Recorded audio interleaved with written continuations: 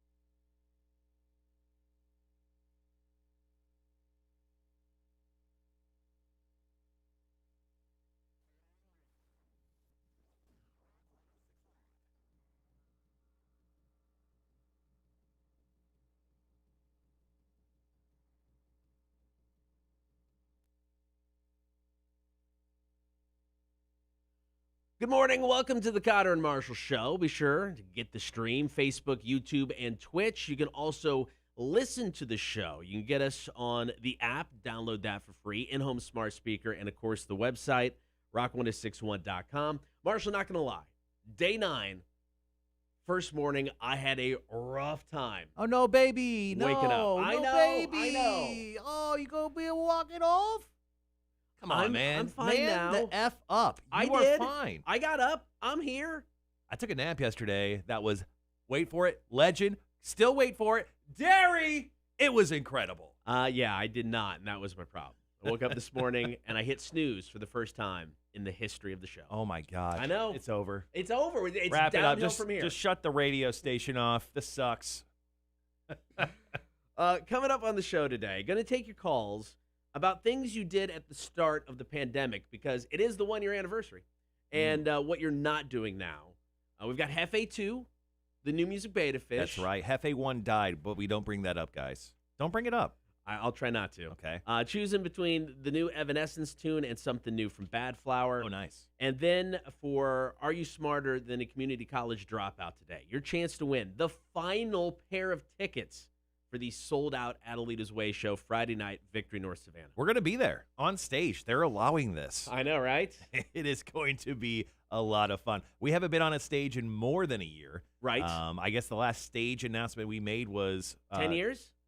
No. It was in for a penny for St. Patty's Day. Oh, that's true. Yeah. A year ago. Yeah, about a year ago.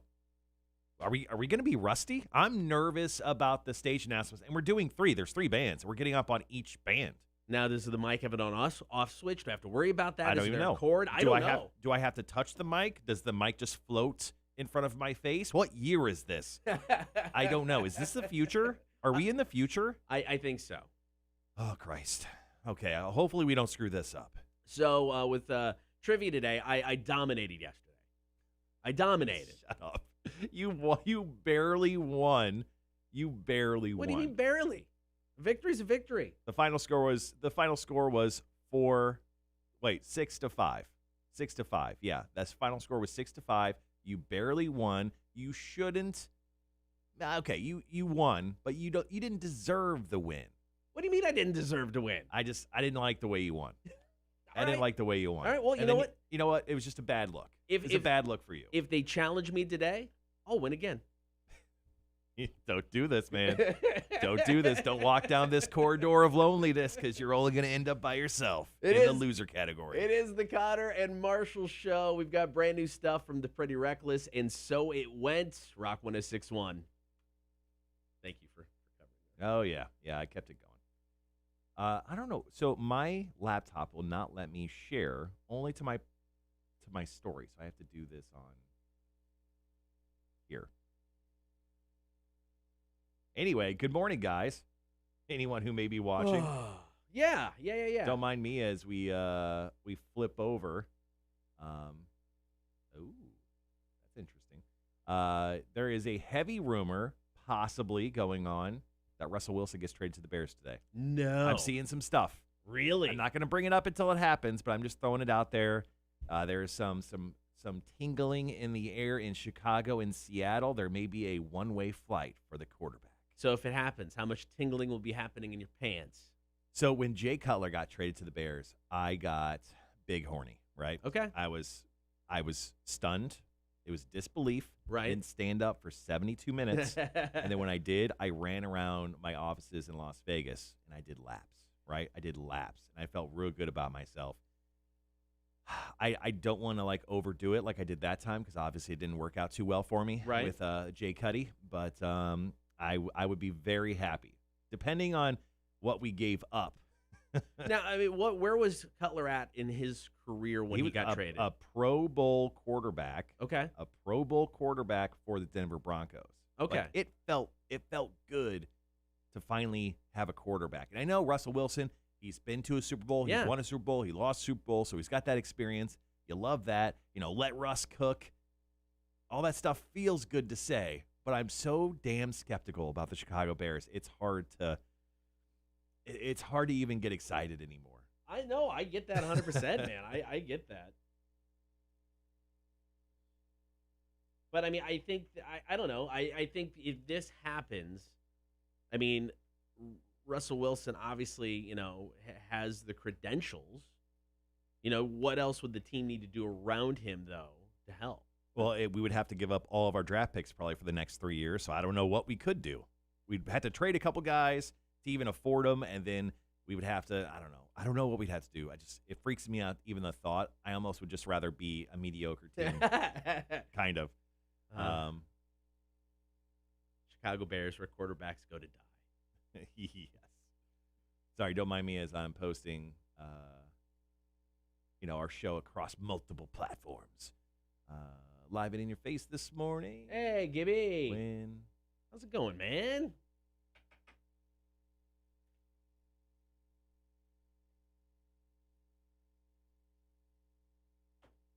So, we'll talk about it here in a minute. I'll tell you off there. Kind of bummed. Let me piss where I win.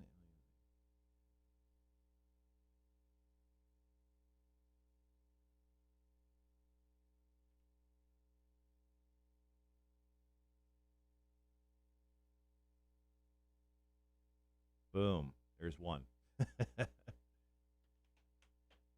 There's only, 47 different platforms. Yeah, there's only like 3 more to go, but yeah.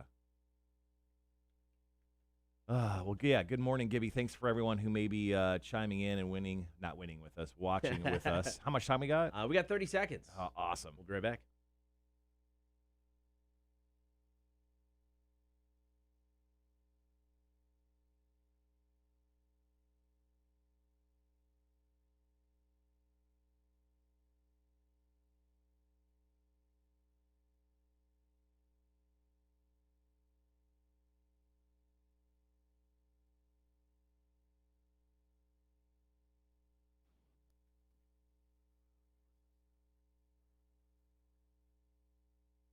Good morning, everybody. Get the stream, Facebook, YouTube, and Twitch. We got about last night.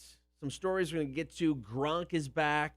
Rob Zombie looks like he may be working on another movie. Interesting. And it makes perfect sense. I mean, so perfect. Right. But story number 1, Lyft and Uber, obviously competitors.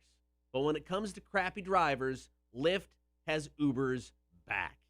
Yeah, and this is kind of a weird thing. You never really seen the two driving services kind of team up, become the Justice League of driving services. But there was a crazy video that was released. Some of you may have seen it. It got up on YouTube, or excuse me, TMZ first. But this lady and her friends, they were not having a good time with this Uber driver. I guess the whole thing was he wanted them to get out of his car. They didn't feel safe, and they started like pulling their masks down and coughing on this dude. And screaming, I got the COVID, I got the COVID.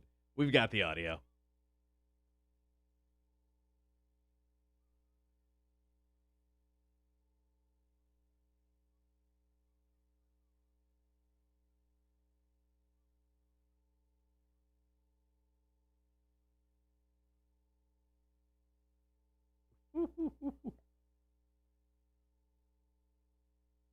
It went well. Your face during that whole playing back audio, it was ugly. It was ugly. So, yeah, this lady decided to put out a video, like the main lady who was like coughing on the driver. She put out a video saying, I'm going to sue Uber. Where's my money? Where's my money? This is why I take Lyft. And that's where Lyft decided to chime in. Yeah, it was pretty awesome. So Uber had already banned her, and that's where she decided she was going to No way. was going to Really? threaten They banned her? to sue them. And yeah, in the video, we got audio for that as well.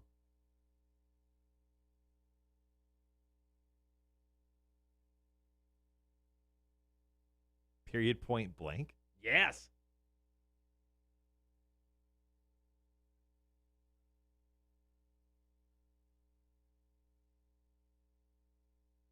What? That's why she takes Lyft. Get that? The most surprising.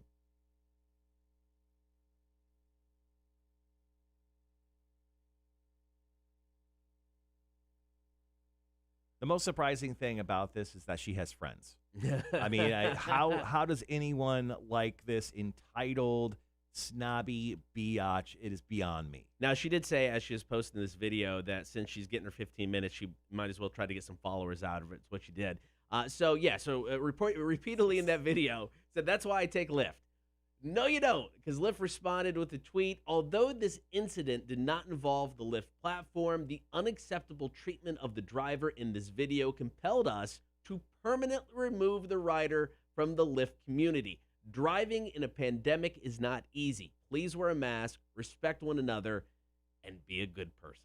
Yeah, I mean, and when a company like Lyft has to say that, you're not a good person. You're kind of a crappy person. Now, at one point in time, I thought about driving for Uber. Just, side money, just a little bit extra cash, obviously before the pandemic.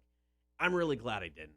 Because, I mean, a situation like this, I'd have been like, screw everybody, I'm just going home. Yeah, I mean, most riders are decently good people who don't want to talk, who don't want to say anything, just want to get to their destination. And then you got people like her that kind of ruin the entire experience overall. All right, more from About Last Night coming up. Gronk is back. We got details. Cotter and Marshall show. Wasn't he already back? Yeah, he's officially back. Okay. Because there was still maybe talk about him hanging it up. So he's officially back from being back. He's back from again. retirement, but he's back again. Oh, he's back. Nice. Back again. Nice. Gronk. We got details coming up. Cotter and Marshall show. Rock 106.1.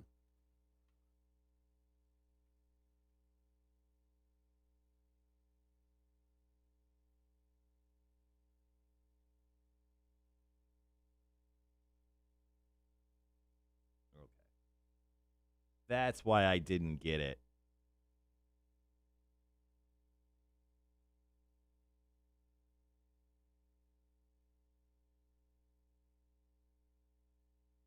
So Facebook Facebooked me, and they they have changed their sharing thing where you have to actually click more options. And I didn't realize it was under more options. I'm just a big dum-dum is what I'm trying to say. So Voodoo Jack reached out. So had an idea to do like a Royal Rumble type event with the CW. Yeah, you mentioned that. And I'm like, this would be awesome. It'd be so much fun. So we talked about it. We were trying to get something worked out for the end of this month. Didn't happen. They had a date, April 2nd.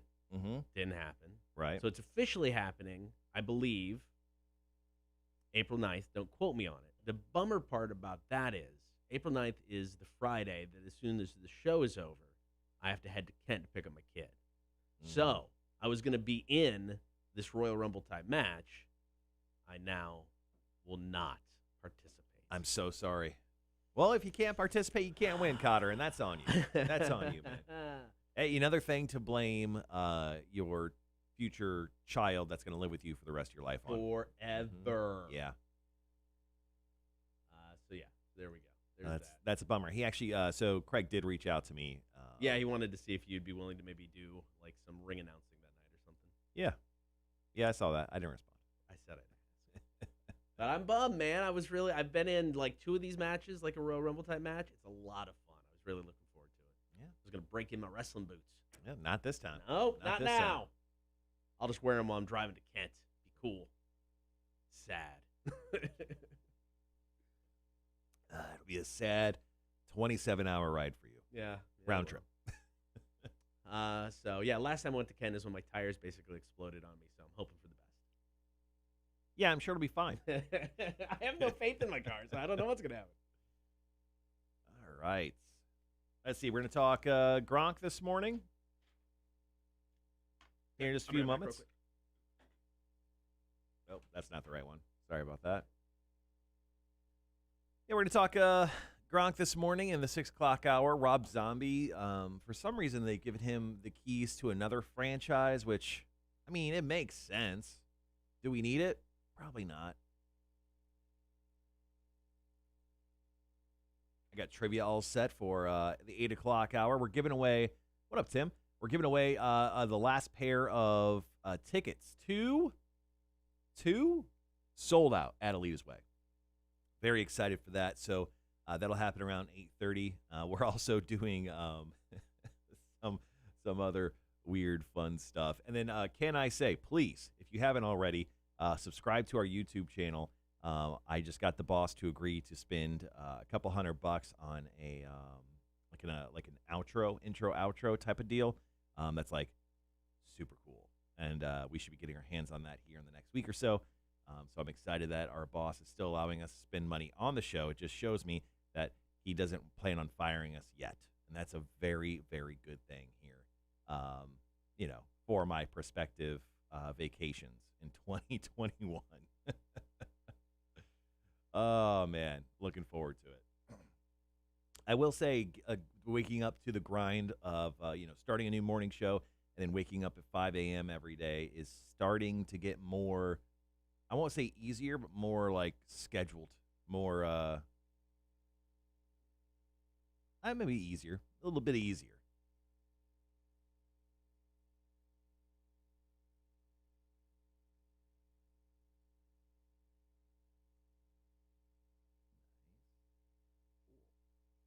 Well, with Cotter out, why don't we just ask a question real quick? I'm sure he's making his coffee. Old man Cotter's got to wake up. Little Folgers in his cup. Let's just do this one. I won't even read it before. Would you rather eat only shitty airplane food for the rest of your life or have every meal be amazing, but you can only drink O'Doul's beer? Every time I ask a question, you just come strolling back in. Like you just somehow heard it from a distance. You smelled some food from a distance. All right, guys, go ahead and drop in your hey, couldn't you guys have played the audio from those videos to the stream, says Tim. I don't know. You're the engineer. Why the hell are you asking me this? No, technically, yes, we totally could. Oh, okay. I mean, yeah, all I have to do is hit a button and they would go to the stream. So I'm just always a little nervous about not hitting that button later and having things that we can't play to the stream. So there you go. Tim, we'll get better at this. Jesus, stop harping on us. You're not our boss. All right, Cotter, while we're waiting for we have one more song, right? Yeah, we got four and a half minutes. Would you rather eat only shitty airplane food for the rest of your life or have every meal be amazing, but you can only drink O'Doul's beer? Oh, you know where I'm going with this. Give me the crappy airplane food, man. I've had an O'Doul's once in my life, and that's good. I mean, I'm going to go on an all-beer diet anyway. It doesn't matter. Food doesn't matter. Food doesn't matter. It's irrelevant to me. Of course you say amazing food with O'Doul's. You don't drink, man. Or you're retired from drinking. Retired. You know what? It's just beer. I'm going to go with amazing food with O'Doul's, and I'll have cocktails instead. Let's have a good cocktail, man. I don't know who you are anymore. Hey, man. Hey, look. If I have airplane food or never eating an amazing burrito again, come on. I've never actually had airplane food.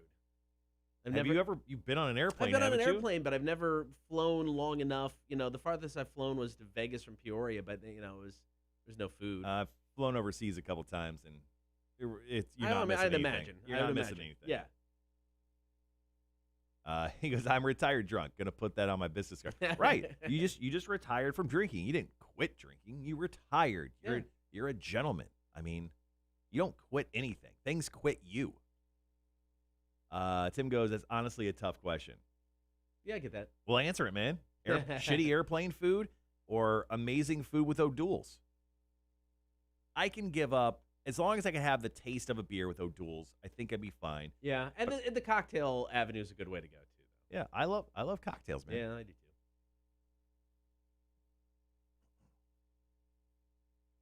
All right, we're about 2.5 minutes out from talking about good old Rob Gronkowski.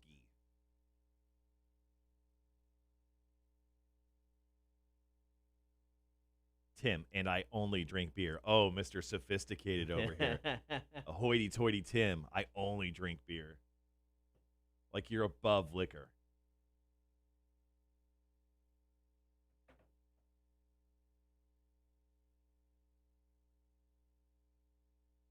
Wait, didn't I do a shot with Tim? I feel like I did a shot with you before.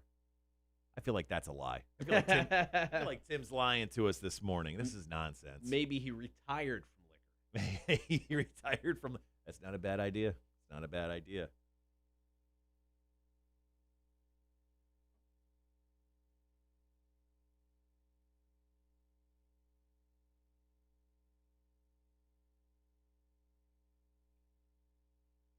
All right. Just a couple minutes away. Yeah, about a minute and a half.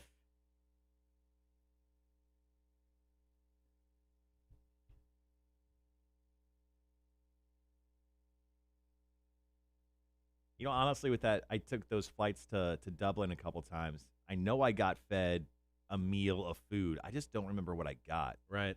But I remember it not being the greatest. It was just like a roll with like some chicken in a sauce type of deal and a veggie. I mean, how can it be great? I mean, just by default. I mean, you're just ugh. Prepared probably ahead of time, kept warm on the plane. Mm-hmm. Recipe for disaster. Yeah. The spirits are dangerous. I like them too much. Oh, so you retired from retired, spirits? I get Yeah, it. that's fine. I'm still a professional in both arenas. So, wow, I am watching that live feed that we talked about, and those angles are rough. Yeah, I'm gonna check it out here in a bit. All right, we got 30 guys. We'll be right back.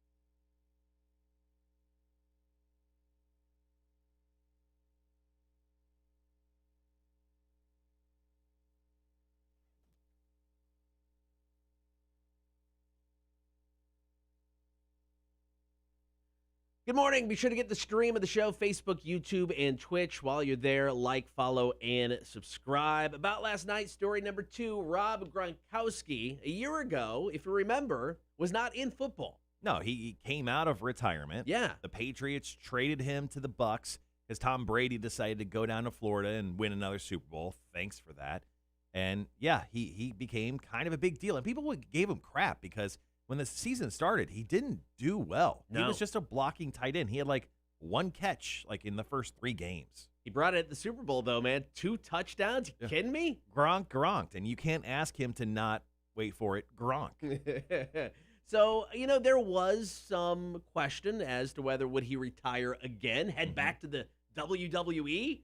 I want to see that. Actually, you don't. I do want to see it. The little it. bit we saw was enough of Rob Gronkowski in the WWE. But was it? Yes. No, I don't think Yes. so. That's his retirement plan, WWE. Makes sense. Well, in a recent interview with TMZ Sports, he says, "I'm back, man. I will be playing football, man. I love the game of football. I love playing last year.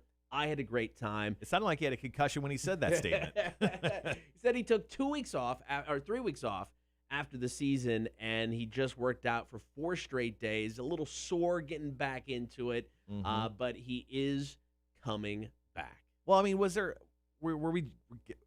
not going to happen? There was some concern. Sorry. There was some concern in Tampa as to whether he would be back or not, but he is back. And I mean, does the team have another chance to do it again? Is it going to be a rematch with the Chiefs and Bucks for next year's Super Bowl? Absolutely not. You don't think so? I don't know. I just emotionally can't deal with seeing the Buccaneers and Tom Brady into another Super Bowl. No, I don't want to see that. No, you know what? I'm hard stance right now. The Buccaneers will not make the Super Bowl in 2024. 22. Now, there was rumors that Tom Brady was asking the Bucs to trade for Odell Beckham Jr., Right. which salary cap wise sounds like it'd be next to impossible. But if they did, I mean, can you stop him? Yeah, because Odell Beckham Jr. has proven he's really good at getting injured ever since he went to Cleveland. So why would it be different down in Tampa? I don't know, man. We definitely look good for Gronk. Good for Gronk. He actually was stated. He goes, let me tell you, I was feeling a little bit sore the first day of training, but it bounced back like that. I'm feeling good. He's getting ready for this coming season. We don't need the Bucs back in the Super Bowl. We good. Brady went and won somewhere else, proving that he is the greatest of all time. I will agree with that. He is the best quarterback of all time. 7 Super Bowls let you walk around with that status. We just don't need this anymore. And look, the Tampa Bay Buccaneers, they're tight end rich. They've got O.J. Howard, who hurt himself last year. They've got Cameron Brate, who is a great tight end, blocking and catching, proven that. And now Gronk, they honestly don't need him. Even if he walked away, they'd still be fine. All right, I'm willing right now to put because I'm an idiot, willing to put a Torch Tuesday bet. All right, write it on the board because we make lots of bets here. We do. Do we have a marker? I don't know. Yeah, we do. I'll write it down here. I'm willing to put it on the line. Bucs will make it back to the Super Bowl.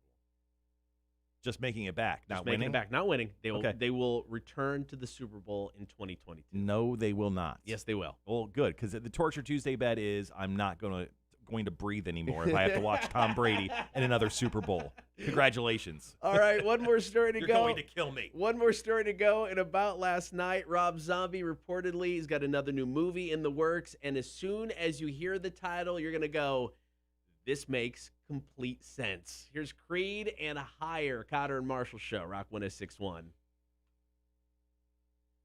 It makes complete sense, but do we need it? No, I don't think we need it. Well, think- no. If he does a rated R version, yes. I think he spits on the idea of that property if he does an R-rated version. Really? Mm-hmm. I mean, if we get an R-rated version, and it doesn't have to be uber gory, you know what I mean? I think you can keep the tone, but if you can just make it a little bit more, And his wife can't be in it. Oh, no. His wife is Sherry Moon Zombie is a wonderful mother, wife, person, not a great actor, and she should not be cast in the lead role. She reportedly is cast in the lead role. I know, but reportedly and truthfully are two different things. I think it's in his contract now. Yeah, I'll make this movie. My wife's in it. It's such a weird caveat when you're trying to make films in Hollywood where you got to drag your wife along. Yeah, but the movies he makes, though, I mean, his most mainstream were the redos of the Halloween movies. I mean, everything else has just been this left-to-center weird stuff, which is great. Make what you want to make. It allows him the freedom to cast her. Yeah. Maybe his freedom is a little too strong. Raven Dante said, I agree it was enough. Yeah, probably talking about Tom Brady in the Super Bowl. Yeah. Do we have a marker? Yeah, I got one. Just let's put it up. I got a highlighter and a Sharpie. Yeah, Those are technically markers. We'll grab one once we have more time. Oh, we definitely have one in the supply closet. Yeah, because we got a Torch Tuesday bet on March Madness. We got a Torch Tuesday bet now whether the Bucs make it back to the Super Bowl. What a long bet there. I know, right? Hey, so I was thinking about it. So I've been holding on to Raven Dante, Tom Brady in the Super Bowl, and Gronk in the WWE. Dude, I want Gronk back in the WWE. I do. I just think he's so goofy and over the top. He will fit right in. It's like a McMahon's wet dream. Yeah, I don't know. I saw the stuff he did for WrestleMania, and he's just, I don't know. Gronkowski looks like the type of guy who's constantly coming down from snorting the largest rail of cocaine you've ever seen. That's right? fine. Yeah. It's kind of everything's just like the dude can't talk right. I don't know what the hell is wrong with him. Give him Paul Heyman. He'll be fine. He's a Heyman guy. All right. Let's answer a. We got 2 minutes, so plenty of time. Yeah, we got a little question here. Would you rather spend the rest of your life blind or inside an Olive Garden? Oh my God, what is that? Blind. I mean, you can adjust the life that way and live a full and great life. I don't want to be in an Olive Garden. So if you live your life inside of an Olive Garden, do you have to work there, or do you just live inside of it and you get free meals? Well, can I Uber Eats other restaurants into the Olive Garden? I don't know. Inside an Olive Garden obviously is very, very vague. I would rather be blind just to feel the sun on my face. You can live. I mean, you can live a full life being blind. I mean, it's you'd be fine. I'd 100% that. Once again, guys, thanks for hanging out with us this morning. Would you rather spend the rest of your life blind or inside of Olive Garden? Once again, these are questions that just go on the stream. They don't quite make the air. It's just stuff for us to hang out with. But drop your answers into the comments here. Gibby says Olive Garden. You could be a manager of one and still enjoy a full life. Gibby was asking about the music. Basically, anytime we put any of the music on the stream, Facebook shuts us down. YouTube will eventually shut you down. I don't know. Twitch may be more a little bit of the Wild West. But even though we're a radio station, there might be a loophole, but I think that loophole prevents us from going to the other streaming outlets, which is what we want to do. So Yeah. I don't, as of now, there's no way around it unless you pay a crap ton of money for it. All right, guys, 30 seconds.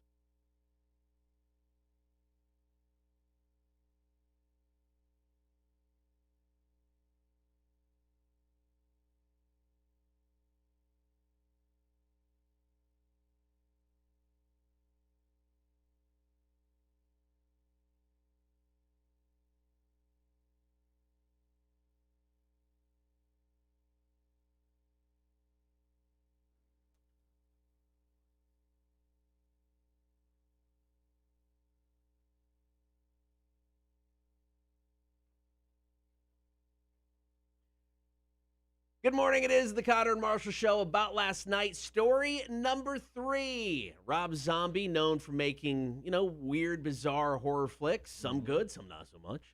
In a recent report, is said to direct or be ready to direct a new Munsters movie based off the TV show. But it's going to be R-rated. Yes! I mean, the show, I've seen some episodes. I'm not going to pretend to be an absolute fanatic about the show. I've seen some episodes. It's such a family-friendly, kooky thing, but now you're going to make it R-rated? Are we going to have some sexy time? Are we dropping F-bombs? Are we doing extreme Rob Zombie violence? I am worried about this possibility. Here's the best part about a reboot movie, TV show, when somebody covers a song, it's when somebody puts their own spin on it. Sure. I need Rob Zombie's spin on the Munsters. Why? I'm against this. No, why? why? It's a weird take. I feel like he utterly stains the legacy of the Munsters, and we possibly never see it again. We'll see it in like a cartoon form, like we're currently seeing the Addams Family, which obviously the Munsters was like the retaliation against the Addams Family from a rival network. But man, I don't like this. I think Rob Zombie should come up with something else. He can cover something else. Yes, he's done cover albums, cover songs, whatever. He can cover something else. Don't touch the Munsters. No, I'm in. I mean, he's a huge Munsters fan. I mean, the song Dragula is about the Munsters car. I'm a huge Fight Club fan. And you know what I'm not doing, Cotter? Directed an effing reboot of it. Now, there is a downside to this. His wife, Sherry Moon Zombie, is reportedly cast in the lead as Lily Munster. And you're not out. You're not out because of that. No, I have. She's not a good actress. She's not great. She's literally on a scale of 1 to not sucks. She's all the way at the bottom. She sucks, man. She is not a great actress. No, and I agree with that. Now, Jeff Daniel Phillips, best known for just being in other Rob Zombie movies, is set to play Herman Munster. He has a very large forehead, so it actually works. That works. I Less looked up a makeup, picture. save some money. Yeah. Also, being reported to be in a supporting role is Cassandra Peterson, who's better known as Elvira. Right. That's awesome. That's fan casting. No, I know, but it's great. That is pure fan casting. And look, even at the age of 60 plus, Elvira, man, her boobs are outstanding. I still check in on her today. Yeah, she still looks good. Still one of my loves as a young man, Elvira. I'm telling you, I'm buying the ticket for this movie when it happens. I'm 100% in. You wait till the trailer.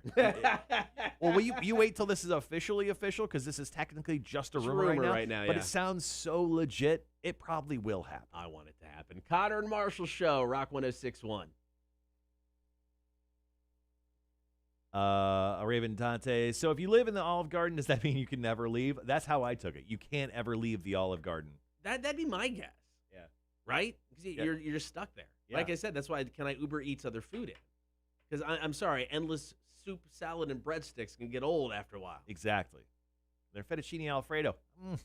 They have Skeptical. a really good lobster ravioli that I enjoy. That's my go-to when I go to Olive Garden. Last time I've been to Olive Garden was with you when they did the breadstick sandwiches. Breadstick sandwich, and we had to try it. And it wasn't great. No, it was disappointing. Okay, let's go ahead and answer the internet because we have a bit. We got some commercials to play and a couple songs before we get to what are we doing at the Cotter and Marshall Madness, man. You're running out of time to get signed up. Oh yeah. Win an Xbox Series X bundle. Okay, so here's an answer to the internet question. Would you rather only hear one song for the rest of your life or only watch one TV show or movie? I think I would go once again with the one TV show or movie because music, I couldn't, I mean, I like music too much. I want to hear all of it and a variety of it. I can pick a favorite movie and be stuck with it.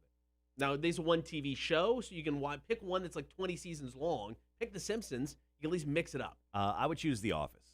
Office The is a good call. lives forever with me. That's good. I am one of those guys that will, when I get home from the show, either MTV, which I found out is playing The Office, or Comedy Central. One of them is always playing The Office, and I'm always watching. I think I'd go Scrubs. After rewatching it recently, I forgot how much I love that show. I wish they remastered it in like full HD. Yeah, I know, right? Yeah, the standard definition kind of sucks. Gibby says TV show or movie. Couldn't agree with you more. And then Gibby goes, I'm with Marshall. Monsters need to be left alone, out of the R-rated realm. Okay, so it wasn't R-rated, but the Addams Family movies were good. At least the first one. That was great. Raul Julia was fantastic in that. Rest in peace. Angelica Houston. Yep. I mean, those were great, and I thought they did a great job with it. So I'm just saying, it can be done. Raven Dante says, definitely has to be a TV show, movie. Most everything movie-wise are about the same. Yeah, I mean, that's fair. I'd go with a wide-ranging television show. If you had to go with a comedy, I would say The Office. If you had to go with a drama, I would say Breaking Bad. I think those are my two favorite TV series that have come out in the past. Dude, I love Scrubs. Don't get me wrong. The heart, the emotion, the musical episode, I love so much. I downloaded it on my phone. Still have it. I can play it right now if you want. Probably be crime against the social media channels here. Probably get kicked off, so we won't do that. But, yeah, I mean, I would definitely have to go the TV show there. So if you were to pick one song, though, if you only have one song, what would it be? Because, I mean, I think the song, there's one song on repetition or only can listen to one song, I think that would get more grading than one movie or TV show. I mean, do you just choose the longest song ever just so you can not have to hear it like the same small, like 3-minute piece? Yeah. Maybe I choose Green Day's Jesus is Suburbia because it sounds like 4 different songs. That's true. That's and a good it's call. Technically one song. Ooh, can you pick a medley? I would say so. I would find an extended medley from a band. What about Iron Maiden's In-A-Gadda-Da-Vida? I don't like that song. Or was that Iron Maiden? No, Iron Butterfly. Iron Butterfly, sorry. Yeah, I don't like that song. Yeah, well, I don't like it either. But I'm just saying it's like it's long. It's like 87 minutes long. It's as long as a movie. It was one of those songs that back in the day when you actually had to play records. That was the bathroom break. Oh, that was song. definitely the bathroom break. You get bathroom break, go have a smoke, go down the street, pick up some food, come back. You still got 10 minutes left. Gibby says Rickroll. I agree. That'd be just constantly. You know how insane you would be after a week. You would literally start trying to crawl the walls because that song would be playing in the background. Oh, that'd be great. All right, so we're going to talk some Cotter and Marshall Madness. Yes, we are giving an Xbox Series X bundle away. No, you can't buy one. They're freaking gone everywhere. And all you need to do is just sign up for free online on our website and fill out a bracket. It's as easy as that. The person with the best bracket at the end of the tournament will win the Xbox Series bundle. It's got the Xbox. It's got a controller. It's got Madden. It's got some gift cards and some passes and stuff in there. But we'll talk more about that here in a moment. All right, I'm going to go grab my coffee, and I'm going to grab a marker. Coffee and a marker.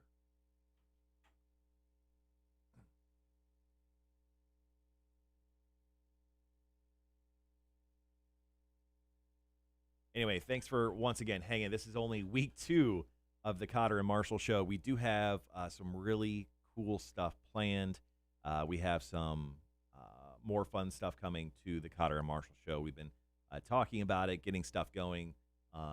Lots of video stuff. Obviously, we know video is definitely the way of the future when it comes to the success of the morning show. So make sure that you guys are following along on our YouTube channel, our Twitch channel, wherever you may be watching today. We really do appreciate you hanging out with us, especially early in this morning. Speaking of our coworker, Jake Thompson, who's not allowed in our studio, just texted us. He goes, "I'm here for a zombie monsters. That's absolute money." Disagree. Disagree. Jake Thompson still sucks. His opinions suck. Oh, good Lord. So I went to my home away from home last night, the draft room of Berwick. On Wednesdays, they like to get a little crazy. They do specials, and they test out new stuff. So yesterday, they were testing out a new pineapple jalapeno sauce for their wings. And I can confirm it is delicious. It is absolutely delicious.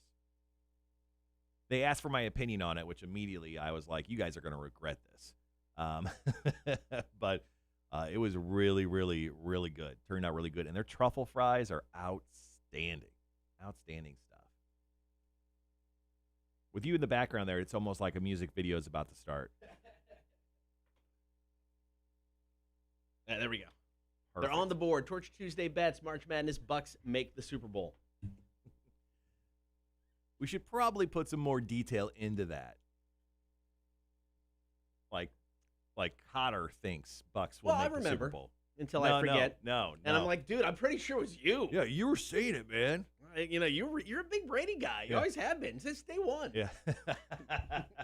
The best thing about this show is that we can actually just go back to the video. Yeah, we'll always be able to go back to the video. Knew that was going to bite me in the ass. Gibby says, speaking of medley, I'd probably go with Metallica, Ronnie Rising medley. Not a bad choice, man. Not a bad choice at all. All right, let's go ahead and file that guy away. All right, so we got about 3.5 minutes.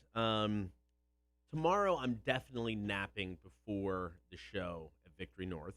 Cool. Then I'm going to pregame at Two Tides. Nice. Good call. Yeah, I mean, it's right. That's the best part about Victory North, besides live music, is it's right there at Two Tides. You park at Two Tides. You have a couple beers there. Walk down for the show. Yeah. Perfect.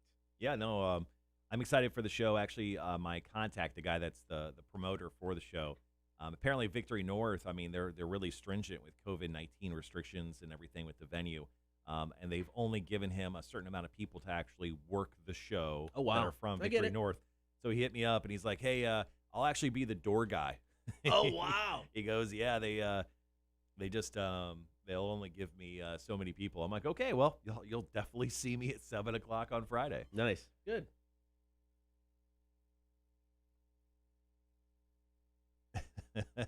Kimmy goes back behind the hood. You guys are great.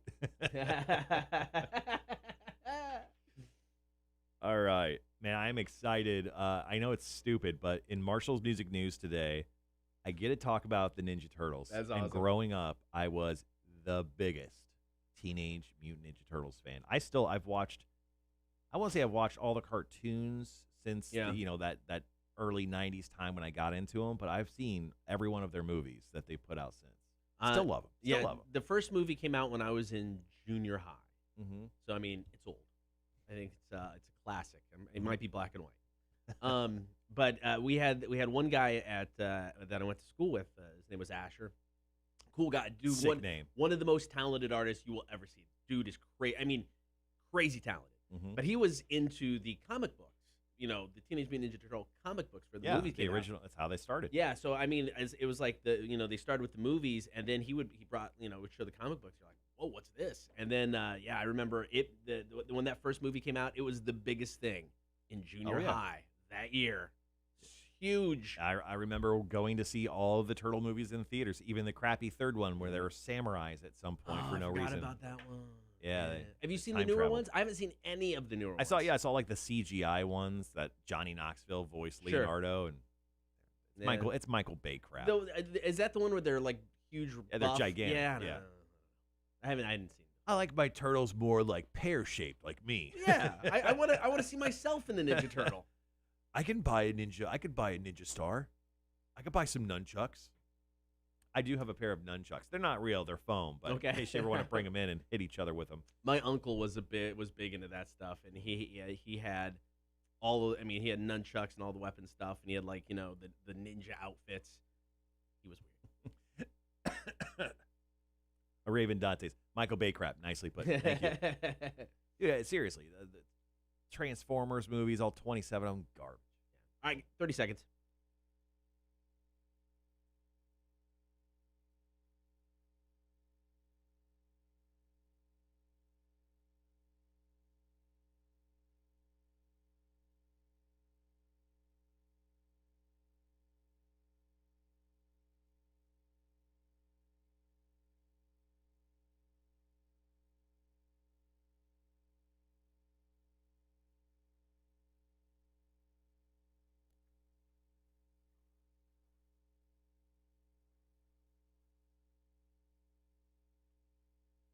Get the live stream now on Facebook, YouTube, and Twitch. Thanks for hanging out this morning. Cotter and Marshall Show, Rock 106.1. Got your chance to score an Xbox Series X. They are so hard to get. And They're impossible to get. And if you can get one, they're so expensive. It's right. I mean, an Xbox Series X is $500 plus cash, but we're giving away a bundle. That includes the next level edition of Madden, which is like $100. Then you got a X Pass Game Pass, which is I think it's for 3 months, so it's like $30. You get a $20 gift card, plus you get an extra controller as well. This is an $800 bundle. All you got to do is go to the website, rock1061.com, enter Cotter and Marshall Madness. It is a bracket pick'em contest. You get to pick up the 3 brackets, so you can go crazy, you can be conservative, you can have some fun with it. Now, I guess this is the question, is it more stressful to have to fill out 3 or 1? Because 1, you're sweating over every single choice. If you got 3, does it ease the stress a bit? I think so. I mean, I feel like you may feel like you may mess up on one, then you may be like, I'm going to let that roll. I feel like that mess up may be the one that wins me this Xbox Series X bundle. So, yeah, the idea of having 3 separate entries, it'll take a little bit of time. Sit down, nice Sunday night, grab a bottle of wine or your finest craft beer, and just get wild. Don't wear pants. I highly recommend not wearing pants while filling out brackets. Don't send us those pictures. I don't. Why would I ever send you those pictures when I stream it live? You just see everything, every crack and crevice. Oh dear Lord! You could. That's our safe word. You can sign up now. It's not the waffle one? No. You can sign up now at rock1061.com. Selection Sunday is this Sunday, so as soon as the bracket is filled out, you go back, and then you can fill out your bracket. You and I will be competing head-to-head in a Torture Tuesday bet. I can't wait. I can, because I just my track record of Torture Tuesday is not stellar, right? And I don't expect that to change. You've got such a punchable face, Cotter, and like, what does that mean? Well, just like when people look at you, they're like, Mina, that guy right there, I'd love to see him in pain. That's what I'm saying, and that's why you losing all these Torture Tuesdays and having to do them, it just brings everyone happiness. You know what? As long as I can make people happy, exactly. I'm here for that. Yeah. Extremely punchable face. All right, sign up. I want to punch you right now. Sign up now. No. Not Tuesday. It's too far away. It's not Tuesday. Sign up now, rock1061.com. It is Cotter and Marshall Madness. Your chance to win an Xbox Series X with Rock 1061. People love to see you in pain. They do. Yeah. I know. It's not a rude thing to say. You got a punchable face, and I like to punch it. I think that might be a little rude. No, that is coming. You have no. Shut up. That is coming from such a great place. You have no idea the level of. You have no idea the level of friendship it takes for someone like me to say, "I will punch you in the face." I'll do that for you because it hurts me to have to do that to you. And yeah, I may smile when it happens, but that's not the way it should be taken. Son of a bitch. Right? I know.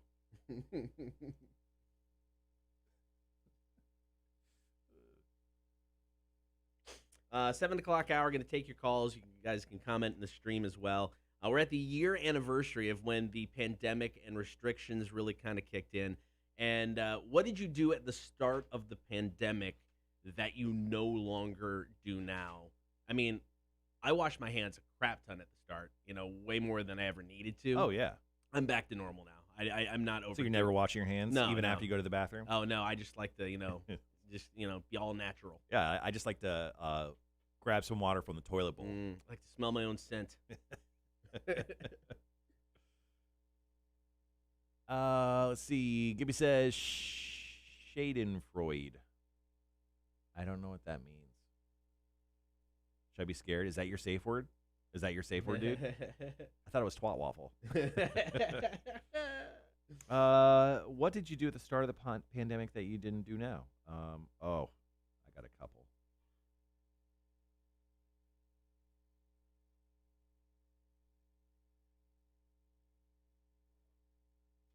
Those are good.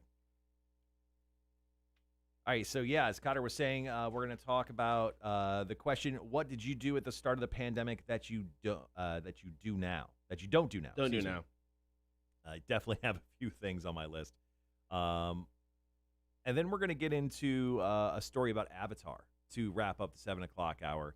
Avatar is looking to reclaim its title as the #1 movie of all time. I don't like this. Don't like this at all. No, of course not. I'm in the minority with this, with my feelings toward that movie. We'll get into it later. So Damien from the Wingman will be here around noon today. Oh, good. So they're dropping off some of their beer, which is the Wingman Good Times Brew, a beer they did with Coastal Empire Beer Company. It's right up the road from their clubhouse. Excuse me. So they're going to drop that off because that's what we're going to drink tomorrow with Rick DeJesus of Adelitas Way. All right, Gibby. Look at Gibby making us learn stuff on a Thursday morning. Schadenfreude is a pleasure derived by someone else's misfortune. That's how Marshall gets through life. Essentially, yeah. Yeah, like there's a story I could probably bring up. I probably shouldn't. Yeah, probably. I won't do that. If you hit the mics, I'll bring it up. But I won't.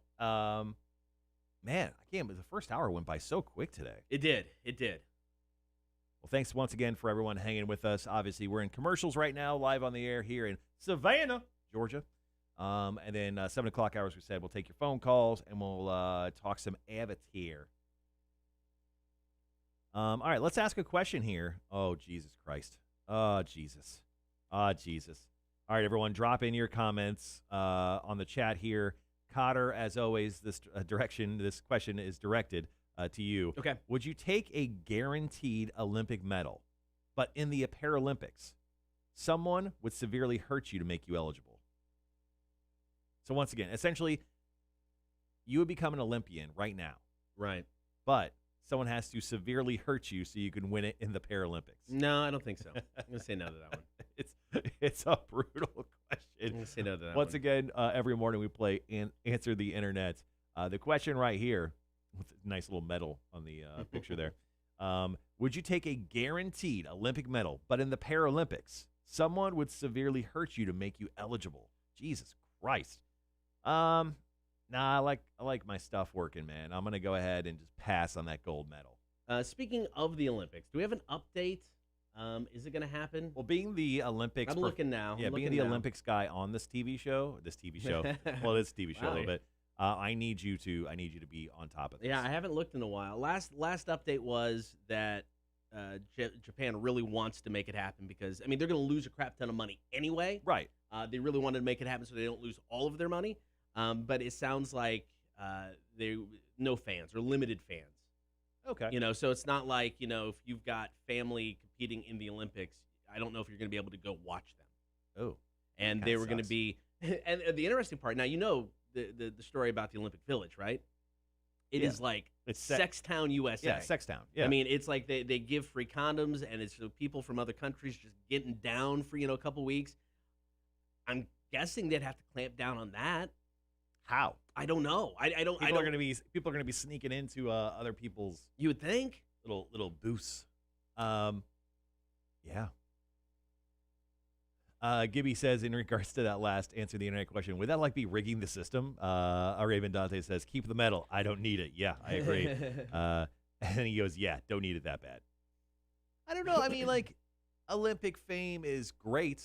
It's a forever type of thing. I think so. And it's such a great thing. Obviously, we watch professional wrestling growing up.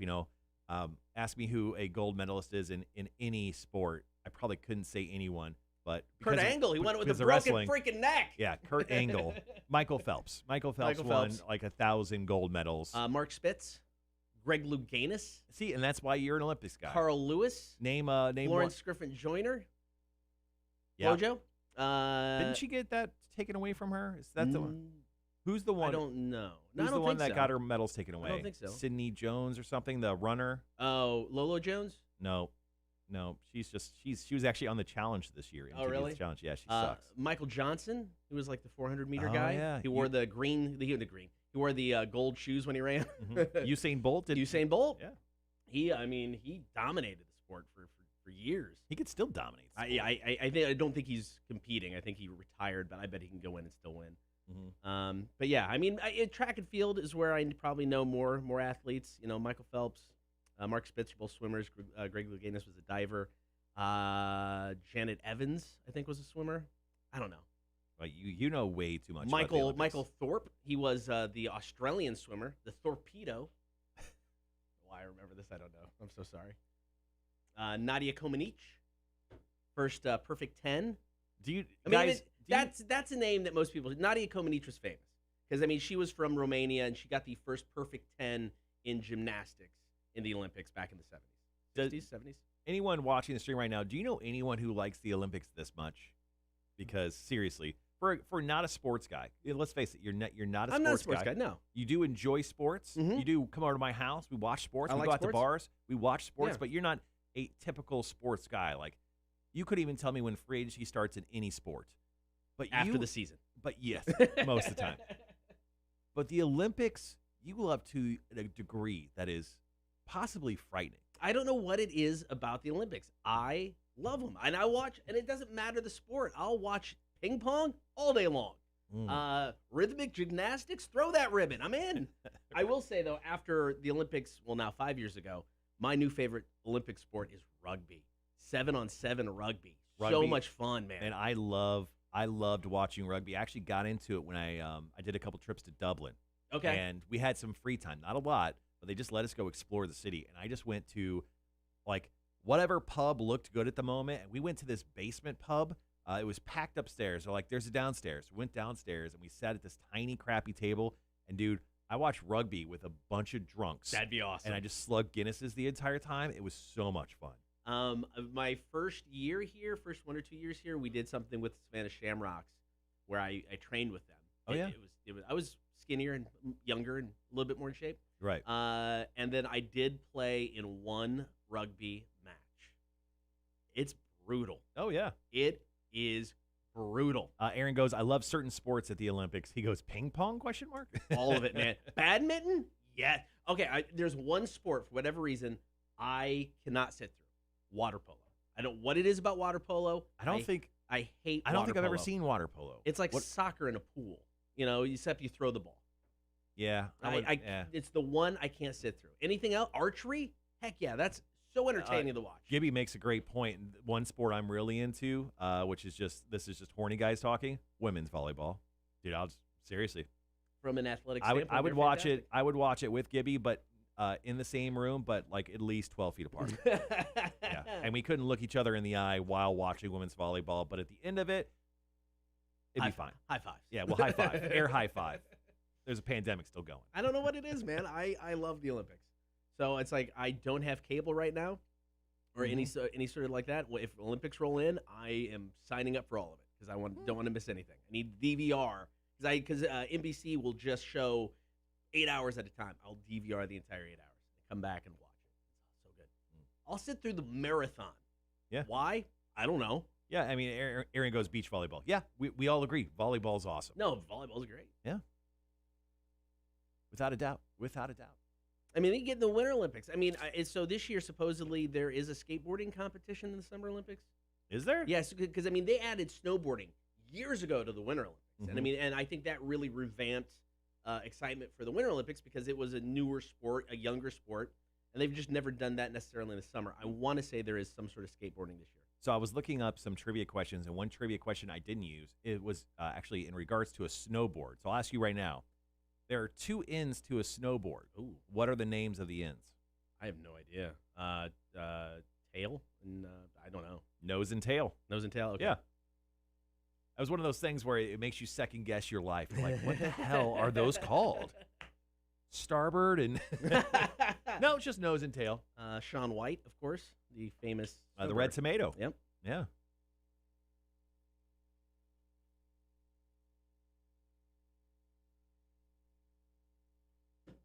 And I love that they've spaced out. I'm sorry we're having an Olympic chat here.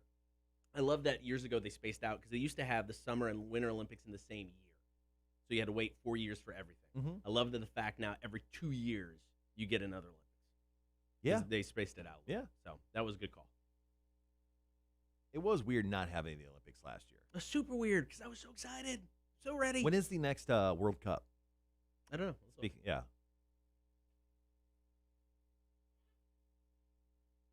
We can't be that far away. Is it next year?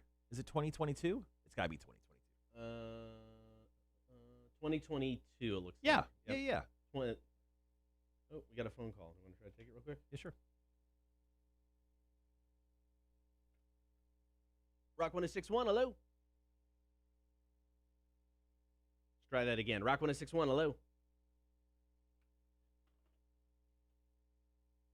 Okay, we won't take Phone call, sorry.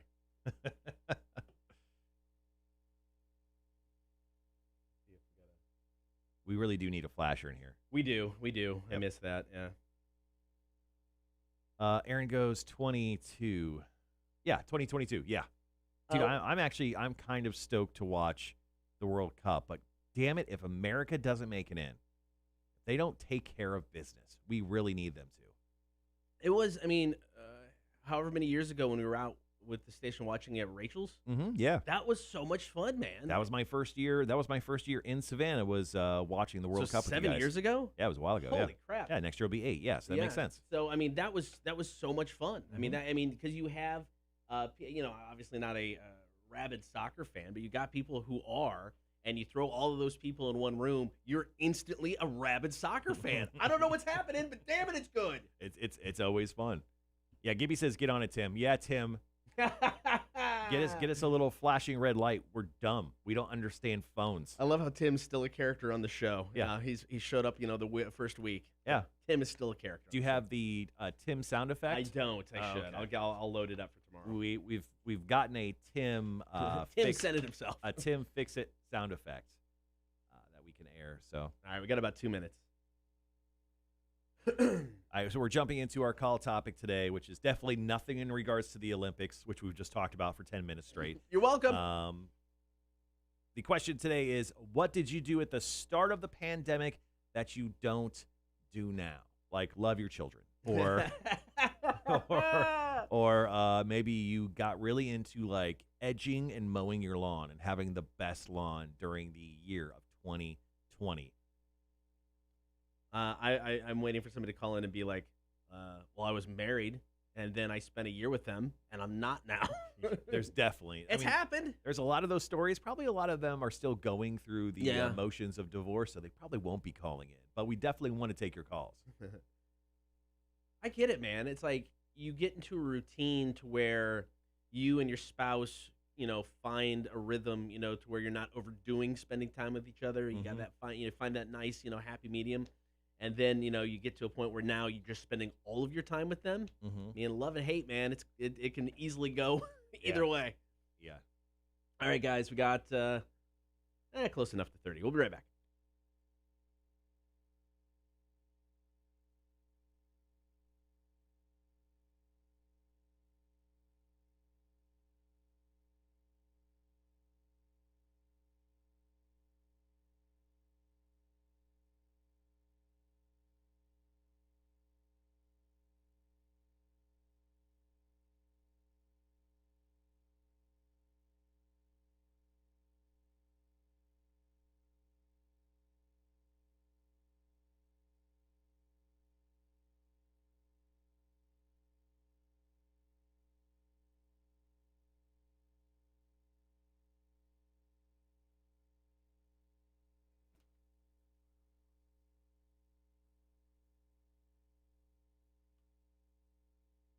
Good morning. Thanks for hanging out today. Be sure to get the stream, Facebook, YouTube, and Twitch. As always, you can listen to the show. Download the app if you haven't done so already. You can get us on your in-home smart speaker. Also, at rock1061.com. So, going to take your calls this morning, 800 394 1061. What did you do at the start of the pandemic that you no longer do? Because we're basically at the 1 year anniversary to when restrictions, to when lockdowns, to when quarantining all started. It's been a year. Yes, it has. It's been a long year, and it feels like it's been a long decade over this last 12 months. But yeah, I mean, there's a lot of things that I think I really got into lawn work, and I did a lot of home projects. Yeah. I was just sitting at home all the time, and I mean, my job outside of this is to handle promotions and events for our company, and well, we weren't doing any promotions or events because there was none of those things happening at that time. So I had a lot of time on my hands.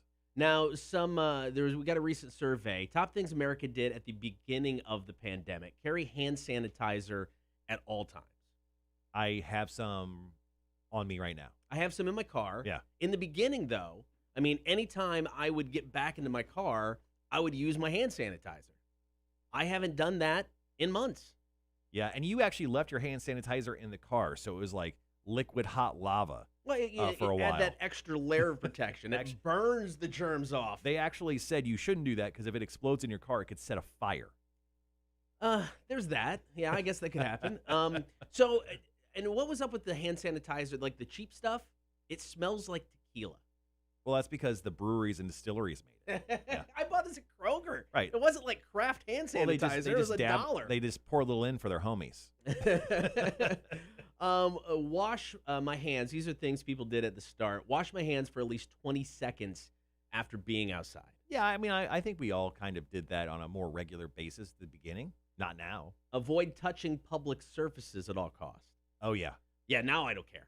Yeah. But in the beginning, it was like you'd go into the gas station, you go over to the cooler to get a soda, and it's like, I'd cover my hand with like my sleeve and try to open it up. I would wear long sleeves all the time just so I could just like pull it down and grab the door handles. And like I would do, if it was like a long door handle, I would touch the bottom of it because I would think, people don't know like to touch the little bottom part. And I would just touch that. I thought I was a genius. I mean, I saw way more people wearing gloves in the beginning. Yeah, I don't see any gloves anymore. Pandemic mittens.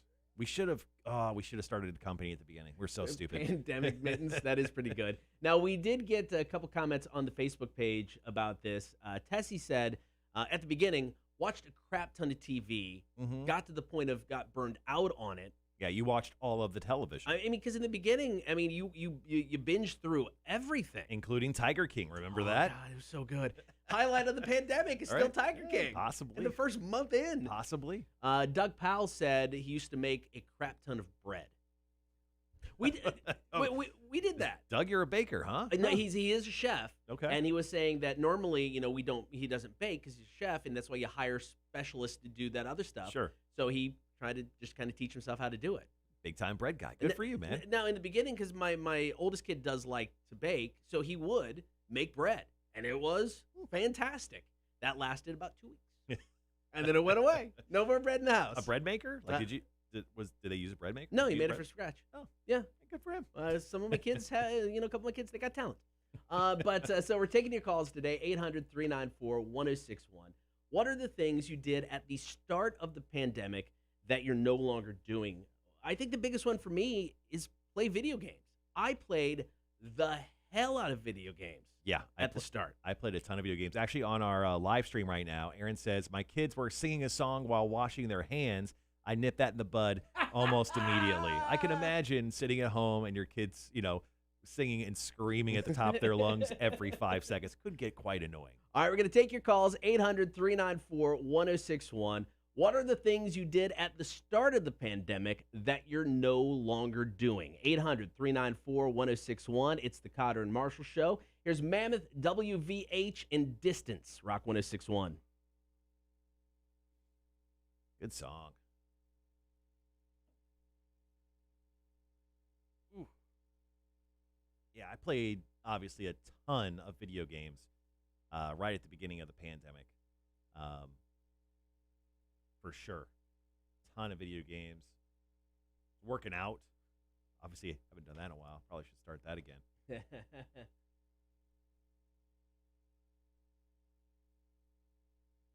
Once again, thanks for hanging with us this morning, guys. taking your phone calls right now in regards to what did you do at the start of the pandemic that you don't do now? Hitting the year anniversary of when we decided that we needed to all stay home and wear masks. That was fun. For this break, I do have a list of the most common precautions that people have stopped, so we can run down that and try to get calls. And if we get them, run them in the third. If not, we can come up with something else. We still have some Facebook comments, correct? Nah, Was those the only? Yeah. I thought there was 5 or 6 on I there. replied to some of it. Is all it is. Gotcha.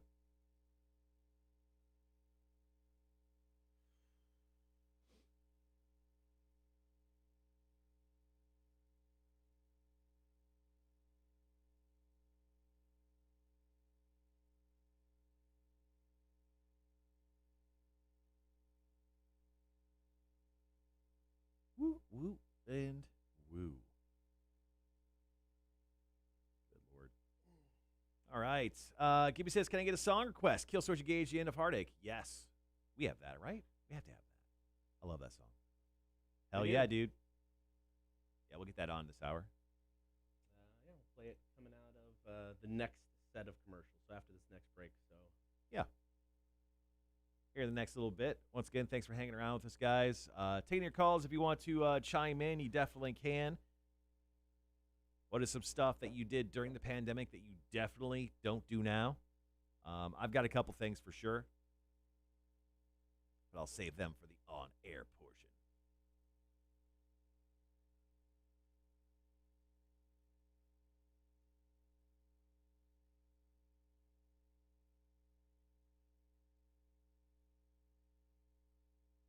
Right.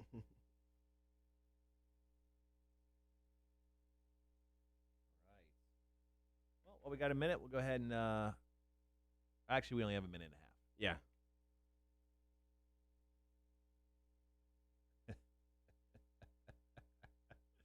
All right, I like that question a lot. We'll do this one here once we get a little bit more time. Gibby's Metal Morning Wake Up Jams. Yeah, we got you, man.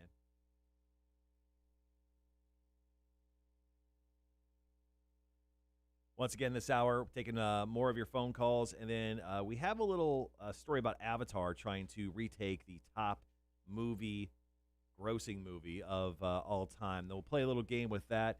Later on in the show, we'll talk to Hefe, the new music beta fish. And then we'll get into some loud sex stories and wrap up the show with Marshall's music news. Now, with trivia today, got your chance to win is the last pair of tickets for Adelitas Way. Show is sold out tomorrow at Victory North. Cannot wait for that. That'll be fun. All right, guys, got about 30.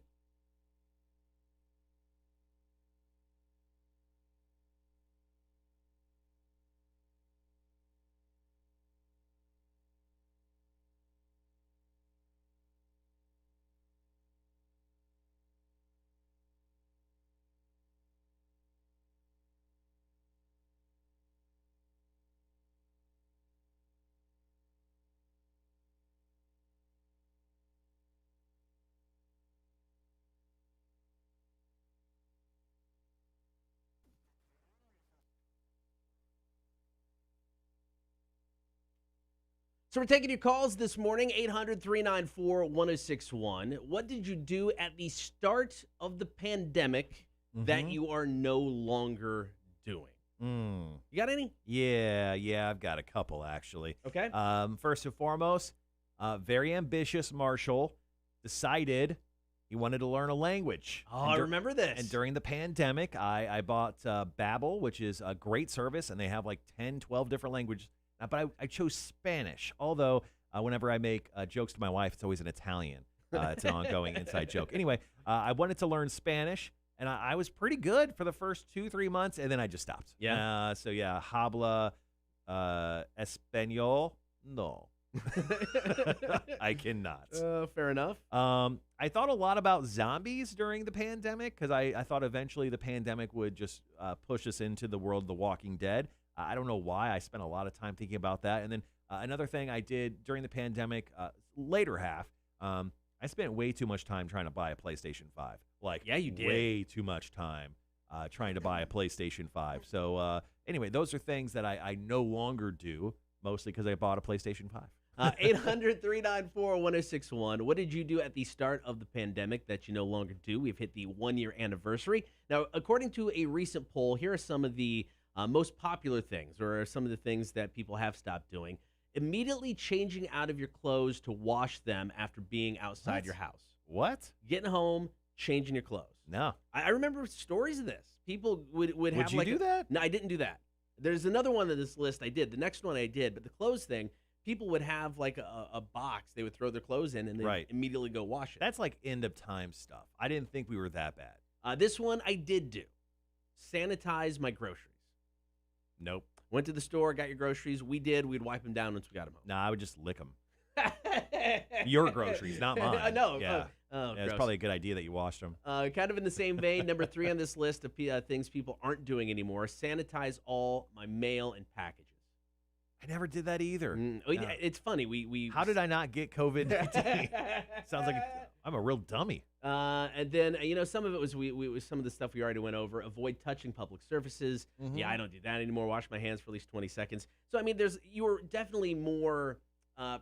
There's more precaution in the Right. first months of this compared to now. I think there was just like a level of people. I guess I was like a 5, but some people were like a 10. If you were Yes. washing your packages, with like cleansing wipes, you may be a crazy person. I'm not for sure. Now, I came across something else. One Okay. thing that people did increase doing during the pandemic is spending quality alone time. Oh, sexy time. All right. Alone time, sexy. I mean, I'm talking Oh, solo. solo. Solo time. The average single person, according to this study, says they do it 3 times a day over the past year. Did they survey 19-year-olds? How do you do it 3 times a day? That's a lot of times a day. I'd be worn out. Half of people say You're worn out at half of one. half of people say they are enjoying themselves more frequently than ever before. Oh. Then half the people doing it more than often. They said that they're not going to stop either once the pandemic's done. found something they like, and they're sticking with it. So those are the unemployed people who plan on never getting a job again. So you got to have time to do that stuff. I guess you do. You can't do that at work. Well, that was, the 3 times a day were single people. Right. So probably single jobless people. Yeah, it would make sense. Yeah, exactly. 800 394 1061, taking your calls. What did you do at the start of the pandemic that you're no longer doing? It's the Cotter and Marshall Show, Rock 1061. But yeah, it's like 3 times a day? Who does that? How much Gatorade are you drinking? Oh my gosh. Ridiculous. Bless me.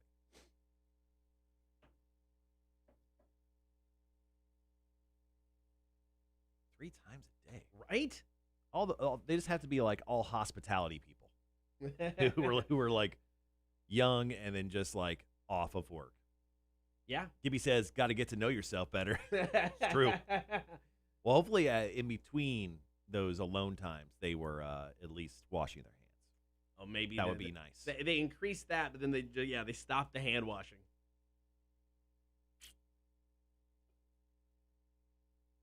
Could you get the font on your notes up there on that screen any bigger? Yeah, probably. It fits. It works out good. Yeah. It works out good. Old man Cotter strikes again. I like to be able to read it. Right. I understand that. So I thought I had lost my glasses the other day, and I was. They were on your head? No, they weren't. They're in my car. Okay. But I couldn't find them, and I kind of freaked out because it's like I got these I got these for free basically, and they're bifocals, and ever since I got the bifocals, game changer. Right. Because I couldn't, it's like if I wear my glasses prior to this, if I was reading anything, they had to come off. Or I found out a system, if I put readers on top of my glasses, it would work okay. It's very bizarre. So I kind of freaked out because, old man Cotter, I'm like, I can't go back to pre-bifocal life. Yeah. Single fold life. This is a game changer. I can't go back to that. So there was quite a sense of panic until I found them. I felt better. Because these things are expensive. You've always Stupid. you've always been a buy guy. I think you've in your heart you've always been a buy guy, and you just didn't know. Hey man, you just got to find what you like and go with it. Why don't you try buy? You can't go unbuy. Like to have all my options in front of me. It's true, and now you can see them. That's true. All right, so we do have Gibby's request coming up after these Dope. commercials. Okay. I just hit the link for Avatar and it sent me to a Yeah, there was a couple like that was weird. So maybe I sorry about that. no, it's all good. I mean, got to the page, found it, so. Typed up my notes.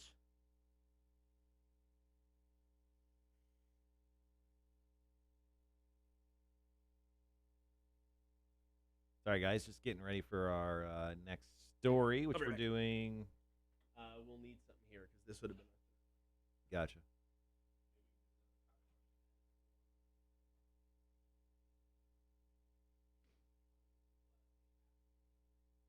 Yeah, let's do that.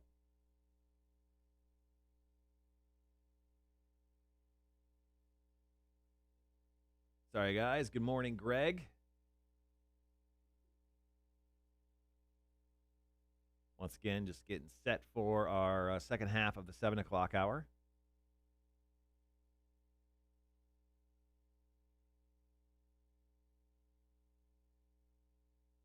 Okay. Good Lord.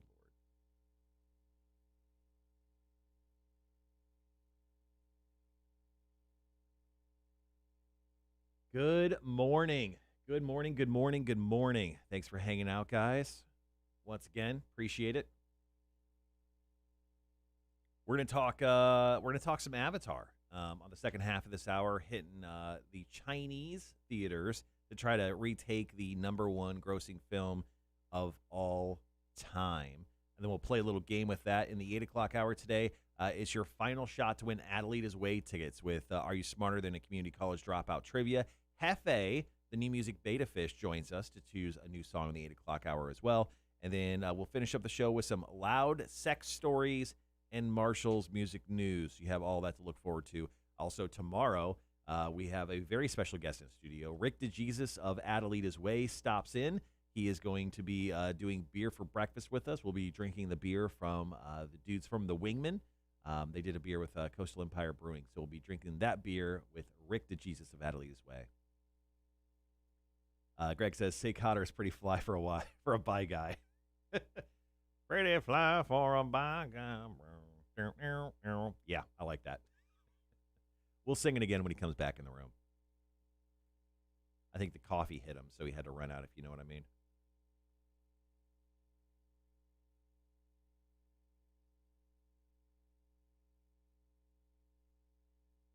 All right.